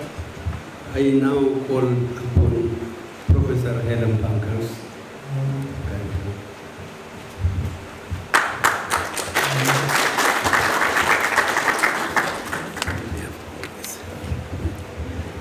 Thanks everybody for coming. It's a hot day, so it required that much more energy and enthusiasm, I think, to be here, and I think we appreciate it. I thought I'd start by saying a few kind of personal reflections on Sylvia, and then you'll be hearing quite a lot, so there might be a fair amount of repetition, but I will try and give an overview and that personal view. So Sylvia was my grandmother. I have Sylvia as my middle name. In fact, so my name is Helen, and there's a whole story about why it's Helen. I could go into that, but I won't. And then Sylvia's the middle name, and then Tariq is my middle name, the next middle name. And that was because Dad was writing a general history of Ethiopia at the time, so that was the Tariq name. He was writing a history of Ras Alula when Alula was born, so that's why he's Alula. So I've got Sylvia's middle name. In Ethiopia, I lived in her room, meaning she died before I was born. Actually, she died on the 27th of September. which for many of you here, you know that the 27th is an important day. And Alula was born 2 years later, also on the 27th of September. But I was born 2 years after that, so I didn't know her, but I lived in her room in Ethiopia, and that's still my room when I go back there. So just to say that she's been very much part of my upbringing and part of my knowledge about many issues. You have the two flags here, and that really is a summary representation of what her life was all about. And the fascinating thing about her really is the number of different issues that she took up and was central in. So you heard that word suffragette. She was, and the Pankhurst name here is associated with the one thing. If you ask anybody here about whether they know the name Pankhurst, many would say yes, and many would say Emmeline, and they would say the suffragette movement. That is what the name is associated with. Emmeline was Sylvia's mother, and they jointly set up the suffragette movement. So Sylvia is associated with the suffragette movement and with the issue of women's rights, the first campaign for gender equality. But she disagreed with her mother and her older sister and became very interested in the link between class and gender, and the need to address that and to campaign in the East End of London to address economic inequality as well as political inequality. And one of the takeaways for me about her life then and in many of the other campaigns that she took on was an understanding, a very clear thinking about strategy, strategic interest, and practical considerations. So once she started to engage in the East End of London, it wasn't just so that women would campaign for the vote because of that fundamental understanding of how important the vote was, but it was also doing a number of things to address the economic poverty of people in the East End and for them to be empowered to address things. So, for example, there was a pub near where she worked, which was called the Gunner's Arms, and that got turned into the Mother's Arms, and it got turned into a creche, and that creche used Montessori methods, and she was one of the first advocates of the Montessori methods of nursery upbringing, nursery education. And then she helped set up a low-cost or at-cost restaurant so that purchases of products could be bought in bulk, and then people would produce food in bulk and then eat in a restaurant at low cost in the East End of London, and many other ways in which the practical needs of community was addressed at the same time as the strategic interests. And I think in that she's quite unusual. So, women's rights, issues of class, issues of strategic and practical interest. She was a pacifist in the First World War, which was a very unpopular position to take, but she was a very quick advocate of the need to do something in the face of fascism. She and her partner, Silvio, who was Italian, had travelled to Italy and seen the rise of the black shirts and was very quick to realise what the dangers of fascism were. And once there was the invasion of Ethiopia, she felt that in the UK nobody much was campaigning, although earlier there'd been a lot of the left-wing support for Spain, to free Spain, but she felt that because of Africa and because of issues really of racism, nobody was doing anything about the Italian invasion of Ethiopia. So she started the New Times and Ethiopian News, a journal, a weekly journal, and for 20 years, between 1936 and 1956, that came out as an ally of Free Ethiopia and making people in the UK and more globally aware of what was going on. And she also linked it to Pan-Africanism and to statements against the empire in many ways. So again, many issues I'm raising in this very simple narrative, each one of which we could explore in details. But what's fascinating is how many of these issues she took up, how she interwove them, saw the importance of racism, gender, class, the importance of Pan-Africanism, that you can't address one issue alone. And I think that is really the power of a lot of the things that she stood for.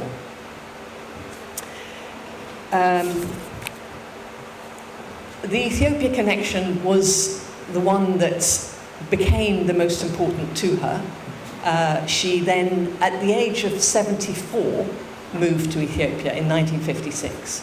And again, I find that astonishing.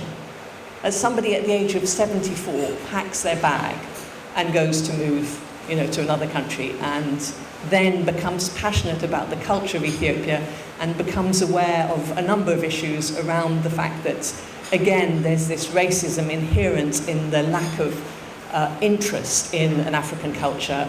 And then the Ethiopia Observer becomes one of the journals that she, together with my father, edits and produces. She's also very critical of the media and has always used media to advocate for change. She was an artist and used art as a media of change. She was a poet. I could go on. It's fascinating how many different issues she took up. But I'll stop there. And just to say one other thing, is that about a year before she died, I think it was, she went to visit a college in Jimma, and the students gave her a little paperweight, and the paperweight had the word others on it. It was actually just a single thing, and they're overlaying on each other.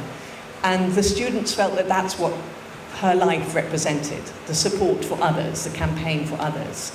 And I think really that is what is amazing about her, that she, across continents, across issues, wanted to make a difference for others. And that is what I think we need to commemorate above all else. Thank you.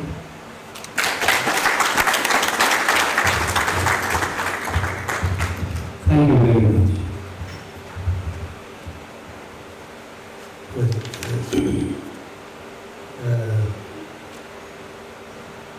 Now we have Ms. Sheva from the Rasta community.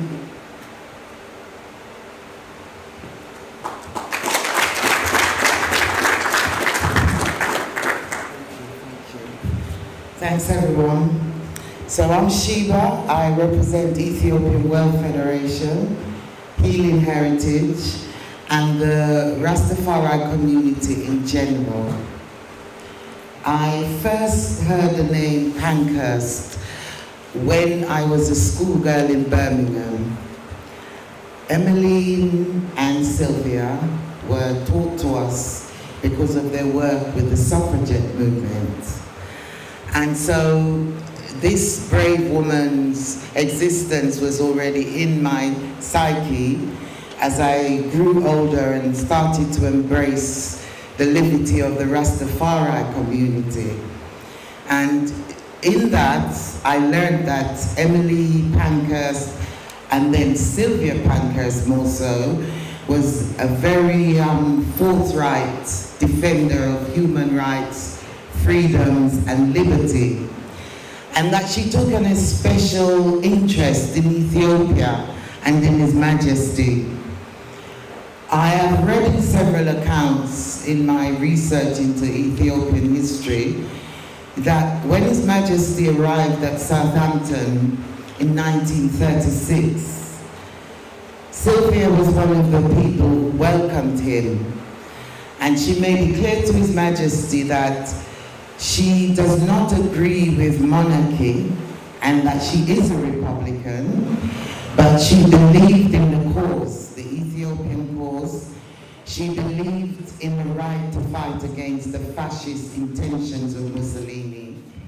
And so His Majesty, recognizing her a brave woman who was committed to what's right. I've learned that Sylvia started a newspaper which was called The New Times and Ethiopia. That newspaper had circulation of 10,000 and it reached the Caribbean as well as Africa. And that pinpoints the fact that she was keen to help. Papers are, but apparently photographs of the emperor visiting the farm at Cambridge where my grandfather and his family were living. That's really my connection. What I do is I have a not-for-profit organisation registered in the UK called Peaceful Planet Human Rights Education. And I have a program of human rights education on the Universal Declaration that is available on the website. The materials are free to use, free to download, and but we can create larger projects if a government or an international agency wants. We can put it all together and we can deliver. And so we're with various countries where we're doing this. The country where I'm sort of engaged at the moment is Somalia, which is not that far from Ethiopia. And I've also visited Sudan many, many times for various reasons. And so if I'm connected with Sudan, connected with Somalia, I have to be connected with Ethiopia as well. And I look forward to learning more about your wonderful country. I look forward to visiting it, and I look forward to seeing what I can do to help. Thank you very much.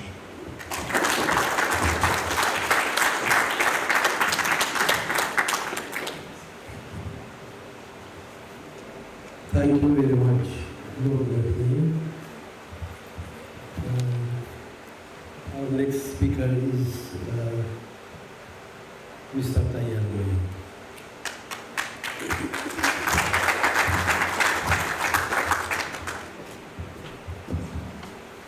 Thank you, Ato Getachew. I just want to make a small correction to what he said. I'm not Mr., I'm Ato Taye. So for future reference, that's what I am. To continue with what I'm going to say, I have to thank I have to thank the organizers for this occasion, to remember the person and to pay tribute to Sylvia Parkhurst, whose remarkable determination and stand against fascism and resilient strength of commitment to campaign for independence of Ethiopia. A lot of the issues that she has been doing in England has been said by Professor Helen, and I don't think I should go into that, but I should focus into what she did for Ethiopia. And the era is quite remarkable in that it makes her a very unique person. Why? At the time she campaigned for Ethiopia, that was the era of colonialism, racism, and Ethiopia is in Africa, and Italy is in Europe. So, as a European, she's campaigning for a country in Africa, and that makes her unique. I'm glad to present this small piece on this occasion, and I feel also excited to say a few things. Now, the focus of her campaign between 1935 and probably 1948 was against fascism and against the invasion of Ethiopia by Italy. It also was a campaign for the truth against falsehood. This is because Italy invaded Ethiopia based on the falsehood narration of Ethiopia was still using slavery, and also that Ethiopia was a barbaric state. But as I go on down ways, actually Italy practiced both barbarism in Ethiopia and at the same time practiced slavery when she took Italian deportees to Somalia, where they've been forced into unpaid labor, similar to slavery. Her campaign was also for the recognition of Ethiopia as a fully independent sovereign country, equal with the rest of European countries and other countries in the world. She campaigned for the restoration of independent Ethiopia after the Italians were driven out, and Ethiopia to be recognized as a member of the Allied forces who defeated fascism and Nazism. Because once the Italians were driven out of Ethiopia, Britain and the other Allied forces refused to accept Ethiopia as a member of the Allied forces. And Ethiopia was not given its place as a country which has triumphantly defeated fascism first. In furtherance of her campaign, as already said, she founded two newspapers, already mentioned by our friends here, the New Times and the Ethiopian News, which had also a circulation of about 10,000, as mentioned earlier. And this needed a very hard work. It's not easy to produce two newspapers a week and circulate 10 copies a week. She also sent letters and correspondence to politicians, religious leaders, including the Archbishop of Canterbury and the other ones. And despite a lot of letters to British and foreign press to bring the situation of Ethiopia and the brutality of Italy into the public in England and other countries. As most of you know, during the first attack in the north of Ethiopia, Italy conducted the war marked by violations of the rules of war. Italy began dropping sulfur mustard air bombs, as well as the use of aerial spray tanks prohibited by the rules of war. Now, sulfur mustard air bombs caused most of the chemical casualties, weapon casualties, and also changed the tide of the war in favor of Italy. I'm saying this because if it was a one-to-one fight between Italians and Ethiopians, previous engagement of these two countries showed very clearly that Ethiopia's prevailed. But because of the chemical weapons, Italy got a favorable situation to defeat the Ethiopian government. A significant casualties of the time were because of these chemical weapons. The chemical weapons were not only used by Italy against combatants, but against civilians, towns, villages, children, women, the disabled. They also used the chemical weapons from the air to bomb Red Cross vehicles and tents where wounded combatants were being treated.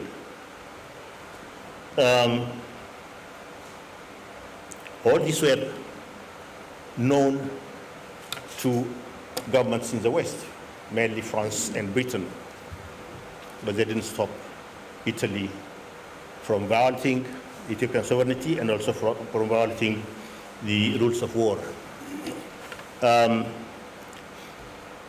It's also indicated in Western media that 4,336 aerial bombs filled with sulfur mustard and 540 aerial bombs filled with other chemicals had been used in Ethiopia.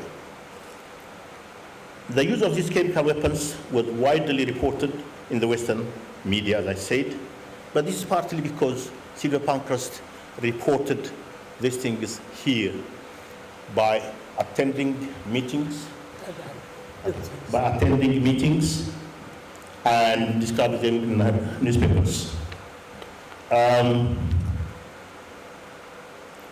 The way Italy conducted the war was so brutal and barbaric. But unfortunately, the League of Nations, which was a body organized by the Committee of States at the time, was supposed to uphold its principle of collective security. And that's also the principle that Haile Selassie relied on, Emperor Haile Selassie relied on when he went to the war. And despite everything, the League of Nations did nothing to help Ethiopia. And in fact, the nominal sanctions that was put on Ethiopia were officially removed on 16th of July 1936, just a few weeks or a month and a half after the Italians entered Addis Ababa. So that tells you how European forces were indirectly allied to the Italian invasion. The clear indication of the alliance with Italy, indirectly of course, is the Hoare-Laval Agreement. Samuel Hoare of the British Foreign Office Minister and Pierre Laval had made a pact not to help Ethiopia and sell out Ethiopia to the Italians.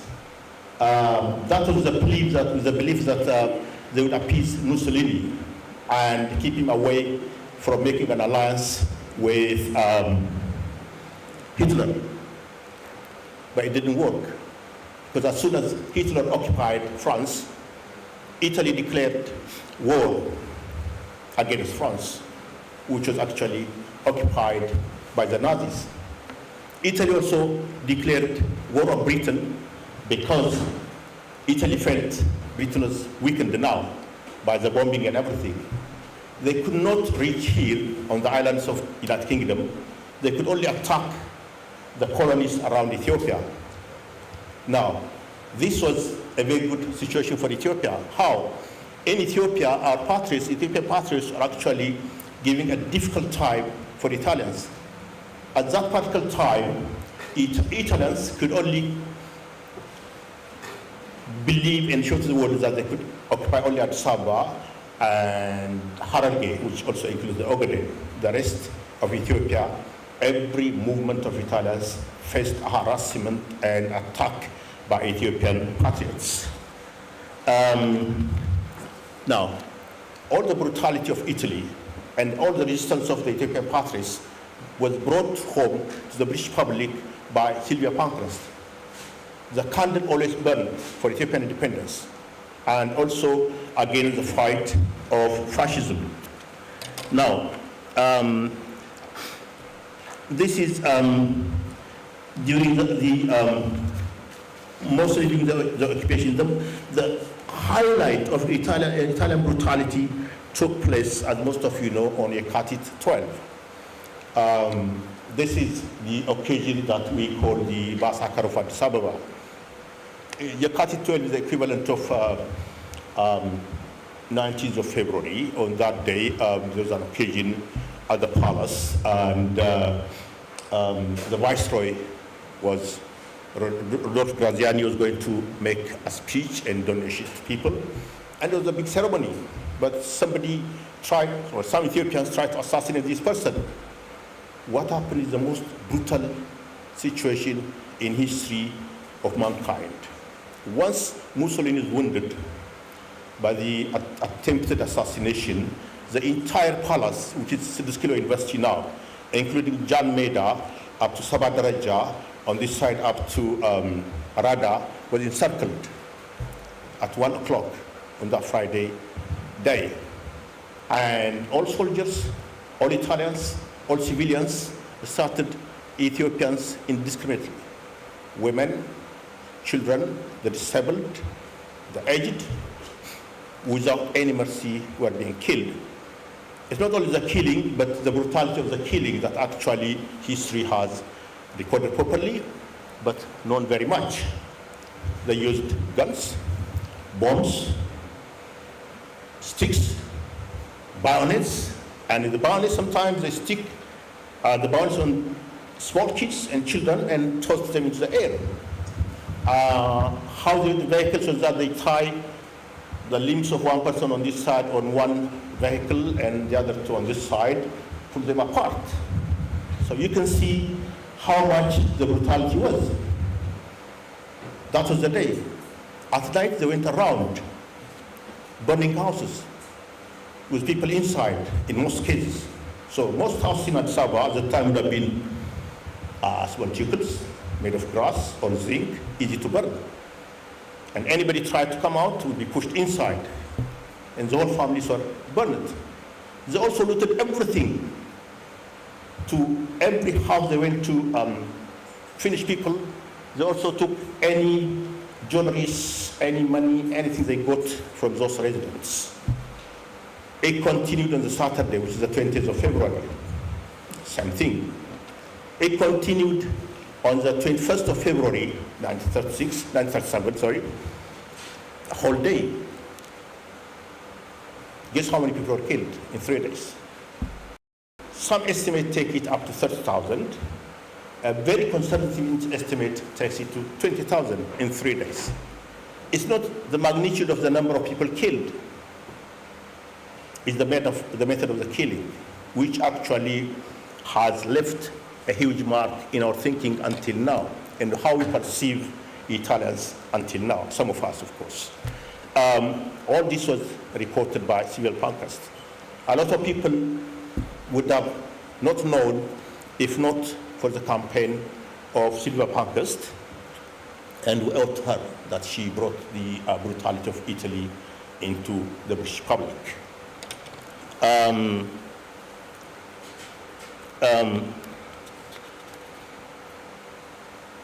Emperor Haile Selassie appeared before the General Assembly of the League of Nations and pleaded that Ethiopia should be saved. He also, at one of the occasions, mentioned the brutality I just mentioned now to the General Assembly of the League of Nations. The collective security principle that was enshrined in the Covenant of the League of Nations was not available to Ethiopia. That was sad. So eventually, when Italy attacked the British Somaliland and also threatened Britain to take over its colony from that area, actually the only time the Italians had been successful in battles was to drive out the British from Hargeisa, and the British had to go to Eden. And I've never seen any situation where Italians defeated any other force except that particular time when they defeated the British and chased them to Eden. But that was a signal for Britain. They can't simply sit down and think. So they came to our side. Now the Patriots got an ally from England, guns, bullets. The tide changing now. You see, and there also, Italy controlled the entire air because we didn't have any airplanes at the time. Now Britain brought aircrafts. One aircraft, according to records, could chase 5 Italian fighter aircrafts. So the Italians started to run away in all directions. They got defeated. Ethiopia became independent again, thanks to our patriots, thanks to the British people who died in those battlefields, not only the British troops, but people from the British colonies, from India, from Ghana, from Kenya, from Uganda, from Tanzania, came and fought by the side of our patriots. Some of them died there. So we should also pay tribute to those people who lived in Ethiopia at the time and fought for us. And at the time, Sylvia Pankhurst paid tribute to all those troops who sacrificed their lives to Ethiopia. Mention that was to be made to General Orde Wingate, who actually during that time, despite all other military chiefs of Britain were trying to occupy Ethiopia in a different funny situation. They said, oh, this is, what do they call it? Occupied enemy territory. And they made the emperor powerless. And they said Ethiopia cannot collect taxes, cannot have budgets. But among those people, there are also right-thinking people like General Wingate, and he actually assisted to advise the emperor of the actual motives of the other military leaders. Mention also should be made, I think, to a lot of diaspora people in the Western Hemisphere, in the Caribbean, in the United States, who campaigned for the independence of Ethiopia. And there are also certain people who fought for Ethiopia. One is the Black Condor, named Johnson. Another one is the Black Eagle, who fought in Ethiopia and did some reconnaissance for Italians. They were nearly killed. So our Black brothers in the Western Hemisphere had also contributed a lot, and we should always remember those people. And as mentioned earlier, Sylvia Pankhurst, and as Helen said, eventually moved to Ethiopia in 1956, and she lived until 1960, and she died, as mentioned earlier, on the 17th of September 1960, and she was buried, as Kafalo earlier said, in the Holy Trinity Church in Addis Ababa, in an area exclusively designated for royal families and patriots who served their country. The funeral attended by the emperor himself, the royal family members, and the entire cabinet of ministers of Ethiopia, as well as the diplomatic corps in Addis Ababa. So that was a very highly celebrated occasion, but I should also mention one point. The funeral was conducted by the Ethiopian Orthodox Church. Because she was not Orthodox Christian, they have to give her a Christian sim. Most of you would know that when the priests conduct funerals, there must be a Christian name under which the church service should be held. So she was given the name Waletta Christos, which is daughter of the cross. And at the time of the funeral, a very moving funeral oration was delivered by Rasandargacho Masai, who was at the time the Minister of Interior. And I don't know whether at that time or later on, he was also the son-in-law of the emperor. Now, I would ask your permission to borrow one or two sentences of this funeral oration and conclude what I have to say.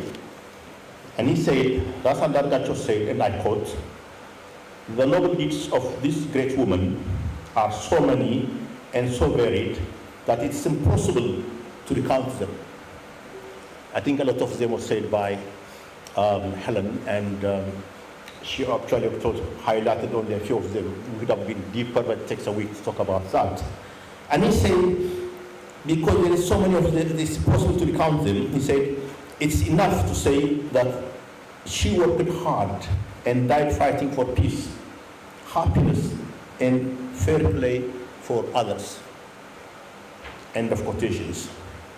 Thank you for listening to me, and አመሰግናለሁ። ኢትዮጵያ ለዘላለም ትኑር።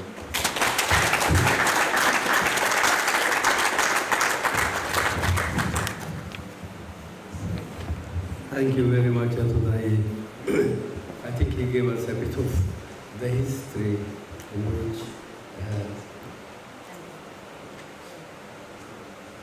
Sylvia Pankhurst was involved. Maybe one thing that I would like to add to what he said was, when she died, Haile Selassie made her an honorary Ethiopian citizen, which was very good, really. There are other things maybe I can pick that up later. The next speaker would be Wezo Marangay.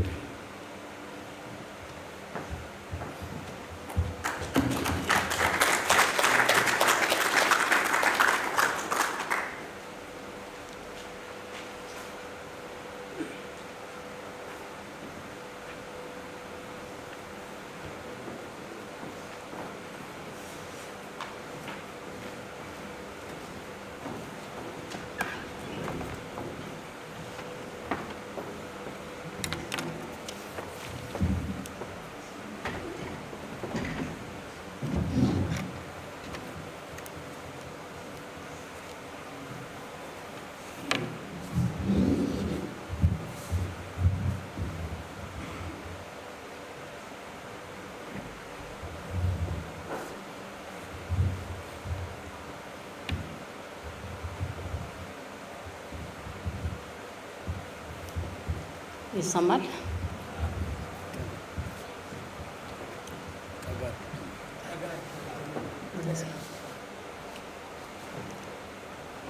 ጤና ይስጥልኝ። በኢትዮጵያዊ ሰላምታ ክቡራትና ክቡራን እንኳን ደህና መጣችሁ፣ እንኳን ተገናኘን። አመሰግናለሁ። That interprets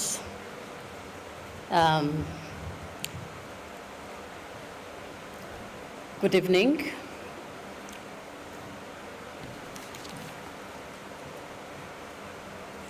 The Honorable Lord Duncan and the Honorable Professor Helen Pancras, distinguished guests, dignitaries, ladies and gentlemen. I would like to extend my warm welcome to all of you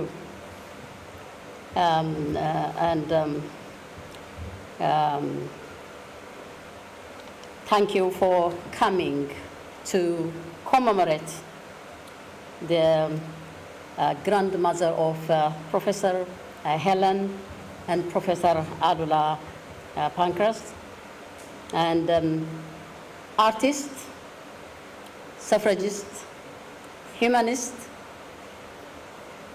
social justice activist. The list goes on. A courageous woman, Honorable Sylvia Pancras. Indeed, our compatriot, Ethiopian, British Ethiopian. Today, I feel privileged to deliver a short note in her honor. Let me start my speech by statement from Magna Carta, means Latin, the Great Charter of 1250. I quote, "No free person will be taken or imprisoned or dispossessed, outlawed, exiled, or in any way ruined, nor shall we go or send against him, set by the law, judgment of his peers, and by the law of the land," i.e. the country's constitution. "To no one shall we sell, to no one shall we sell, to no one shall we deny or delay right or justice." The end of the quote. This is written in the Magna Carta Clause 39 and 40. Ladies and gentlemen, this is not ordinary statement of law, but it is the great human rights principle of English law, the rule of law. It influences many men and women in the world today, such as the suffragist movement, Sylvia Pancras, Martin Luther King, Mandela. At the state level, many nations have incorporated it in their legal systems, such as America, Africa, France, etc. This is the basic principle of the rule of law for the protection of social justice that Sylvia indeed fought hard, sacrificed for the whole world people. Imagine this great country people, the nobles, the scholars, particularly the baronses, they rebelled in 1215 against the king's exclusive power, King John. And they said you don't have all the powers to yourself. Power to the monarch should be limited. Because of the revolution, that power is restored to the people of Britain. Because power emanates from the people, not from a single individual. That's why today in Britain we have the commons, the representatives of the people, ruled by the people, for the people. This is Sylvia fought, sacrificed for, to protect this human rights law, this principle, this rule of law they themselves set up. You wonder why they so rejected her. Imagine, has she been asking something else? If she has, what would they have done to her? But the only her crime was to defend common humanity, the rule of law and social justice. Now, ladies and gentlemen, this is what others, the suffragette movement, her mother, Emily Pankhurst, and the socialist establishment, her grandparents fought for. But for Britain only. The difference between her mother, Emily, and Sylvia is that Sylvia is going beyond her early life. She studied art in Manchester Municipal School and later attended her university studies in Manchester, that now is called Manchester Metropolitan University, and continued her postgraduate studies in the Royal College of Art and Design, University in the UK, and the only postgraduate university. Sylvia and other courageous women of her time have fought, sacrificed, and influences to create a fairer system of governance in Britain and beyond. Her fight for women's advancement and social justice to all people gradually forced the government of the day began to opening the closed gates for equal opportunities. Her sacrifice later have brought many prominent women leaders, such as Baroness Margaret Thatcher, the first strong female Prime Minister of Britain, who was dubbed as Iron Lady by Russian journalists.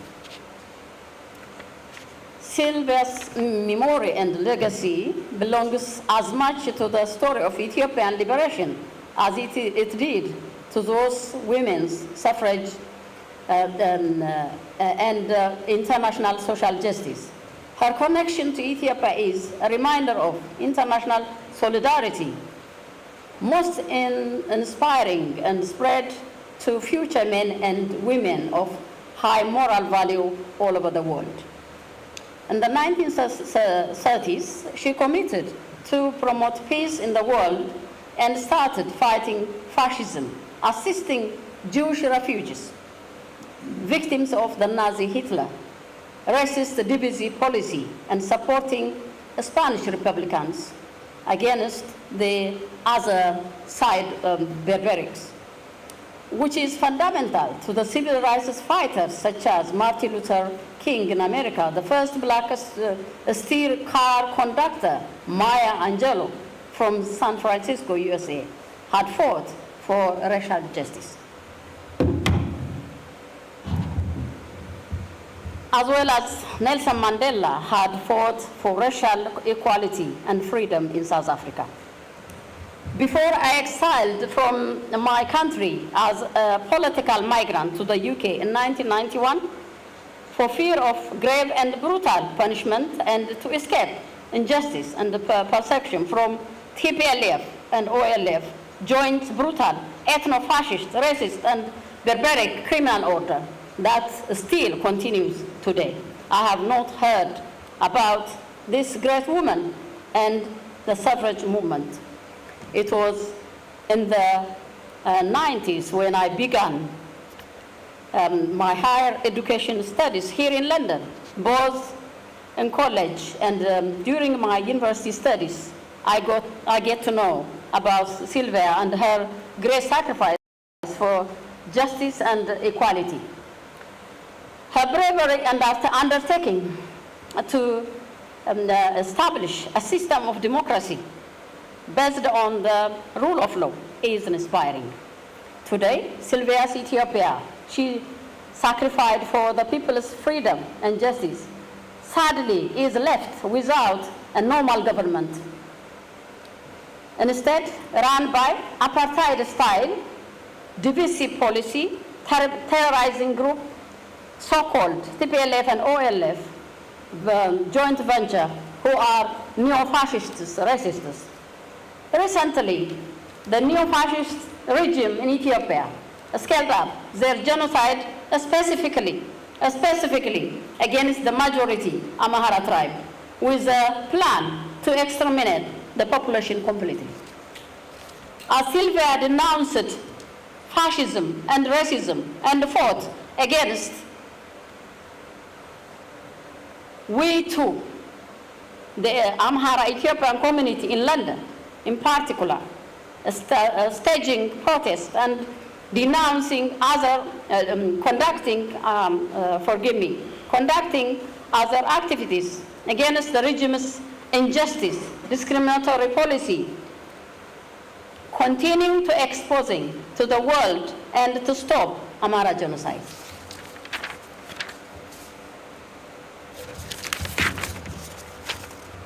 Knowing Sylvia as a determined fighter who did a lot for Ethiopia, had she lived, had she alive today, to see her Ethiopian nation is in turmoil, where Amhara people are targeted and slaughtered like chicken, many millions are displaced from their ancestral land by this ethno-fascist group, with no doubt she would have been very sad and heartbroken. Sylvia staged public protest, hunger strike, several times, and was force-fed. None of this did not stop her to continue raising her voice for the voiceless. It was Sylvia's mother, Emily, and the primary founder of the Women's Social and Political Union, WSPU, in 1903 in her home in Manchester, UK. The movement slogan Emily coined, read, "Deeds, not words," focused on action, not words, for equal voting rights and general advancement for women in society. Emily has first successfully secured voting rights for all women when Parliament was forced to enact the Representation of the People Act 1918 and the Second Equal Franchise Act 1928 granted universal suffrage, right to women and men voting rights to women and men at the age of 21 in Britain. The young artist, suffragist Sylvia Pancras took her mother Emily's footsteps to the suffrage movement foundation and strengthened and expanded it beyond women's cause in the UK. She took the struggle further to eradicate inequality and to end class domination, both nationally and internationally.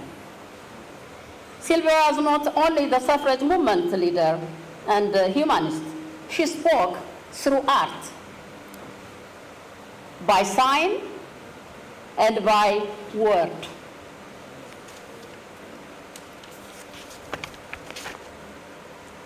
She was the Women's Socialist Political Union art designer and director. She had designed the party's brand logo, posters, banners, brooches, teapots, and cups. These are used in documents and medals. The most prominent of her art design is the Holloway Prison brooch, which was awarded as a medal to members of the Women's Socialist organization who had been imprisoned and tortured. The brochure continues reprinting on T-shirts today. Sylvia became known internationally in the Second World War. It was as my compatriots, Professor Helen and both Ato Alamayo, Ato Taye, and Kafala, also Ato Getachew mentioned. She was standing on our side, on Ethiopian side, in 1936, when the fascist Mussolini Italy invaded Ethiopia for the second time. After he was defeated in his first invasion, Sylvia Pancras stood on the side of Ethiopian freedom against the barbarian invader Mussolini of Italy.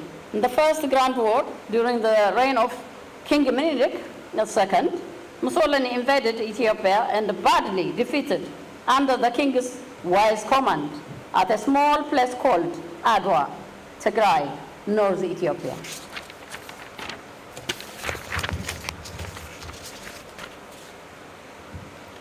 When Mussolini, unable to meet the Ethiopian patriots' mighty force, he started to massacre innocent civilians, women, children, and the weak. He had used poison gas on civilians, which is prohibited by international law, and had committed genocide, which is not an account, which is an account. When Sylvia learned that the barbaric action of Mussolini, she stands for a common humanity on the Ethiopian victim side and denounced Mussolini as massacre, demanding the League of Nations to impose force against Italy, sanction, justice and effective remedy for the Ethiopian victims. At some stage, the press warned and fed to publish on the fascist Mussolini illegal and immoral criminal action that he continued committing. Then Sylvia quickly started her own newspaper, as Professor Helen and the speakers before me mentioned it, the New Times and the Ethiopian News, where she independently spread the truth about what was happening in Ethiopia. With her daily, weekly report, continued to expose the fascist brutality to the international community bravely and effectively. Eventually, she was invited by the late Emperor Haile Selassie I of Ethiopia to go and live in Ethiopia, and she was granted honorary Ethiopian citizenship. In 1956, indeed, Sylvia and her son, Professor Richard Pankhurst, moved to Ethiopia, where they both lived the rest of their lives and were buried there. When Sylvia Pankhurst died on the 27th of September 1960 in Addis Ababa, Ethiopia, she received a dignified state funeral, as my compatriots mentioned. Her body rested in the famous St. Trinity Cathedral, a palace churchyard where monarchs, their families, and other statesmen, high-ranking officials are buried. When her only son, Professor Richard Pankhurst, died in 2017, and his wife, the late Rita Pankhurst, died in 2019 in Addis Ababa, Ethiopia, both buried in St. Trinity Cathedral with a state funeral. Professor Richard and his wife, Rita Pankhurst, have done a lot for Ethiopia, that we are grateful to both for working relentlessly to modernize the education system, especially into the Addis Ababa University. They will be in our memory forever. Ladies and gentlemen, we Ethiopians feel indebted to Sylvia and her family for her dedication, standing with us during our worst times to our freedom and social justice.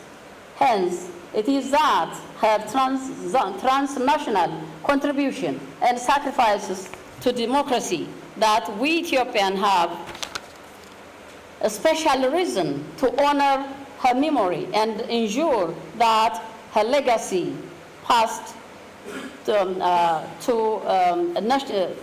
the generations to come. Finally, may I take this opportunity to all the good people in the organizing committee for Sylvia who have been working to promote Sylvia's values of social justice through a series of public lectures in her name. That includes her beloved granddaughter, Professor Helen.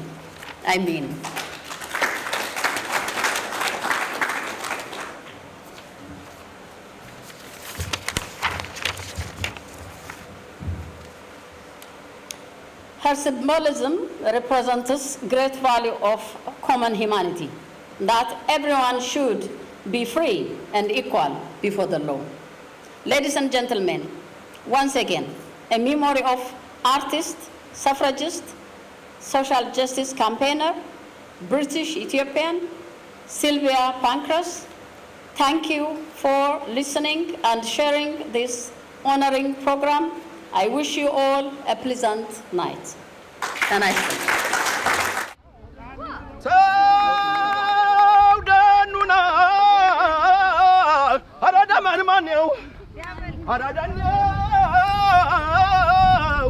አገሬ ኢትዮጵያ ኩሪ ይገባሻል ታውደኑና አራዳማን ማነው አራዳኛው ሀገሬ ኢትዮጵያ ኩሪ ይገባሻል የማያስደፍሩ ጀግና ልጅ ወልደሻል ደመን ማነው ወረደኔው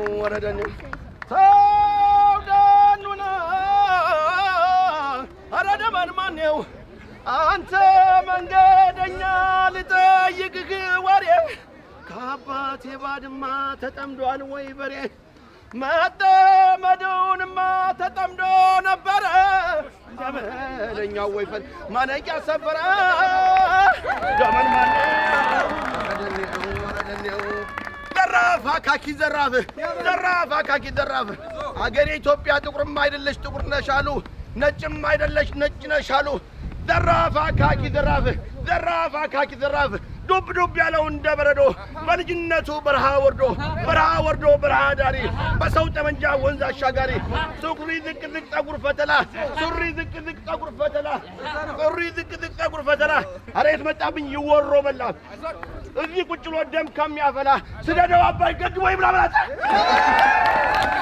ዘራፋካቲ ዘራፍ እያት ሽመሌ ባለች ቀጭነች ዘራፋካቲ ዘራፋታ አረጃሎ ባባ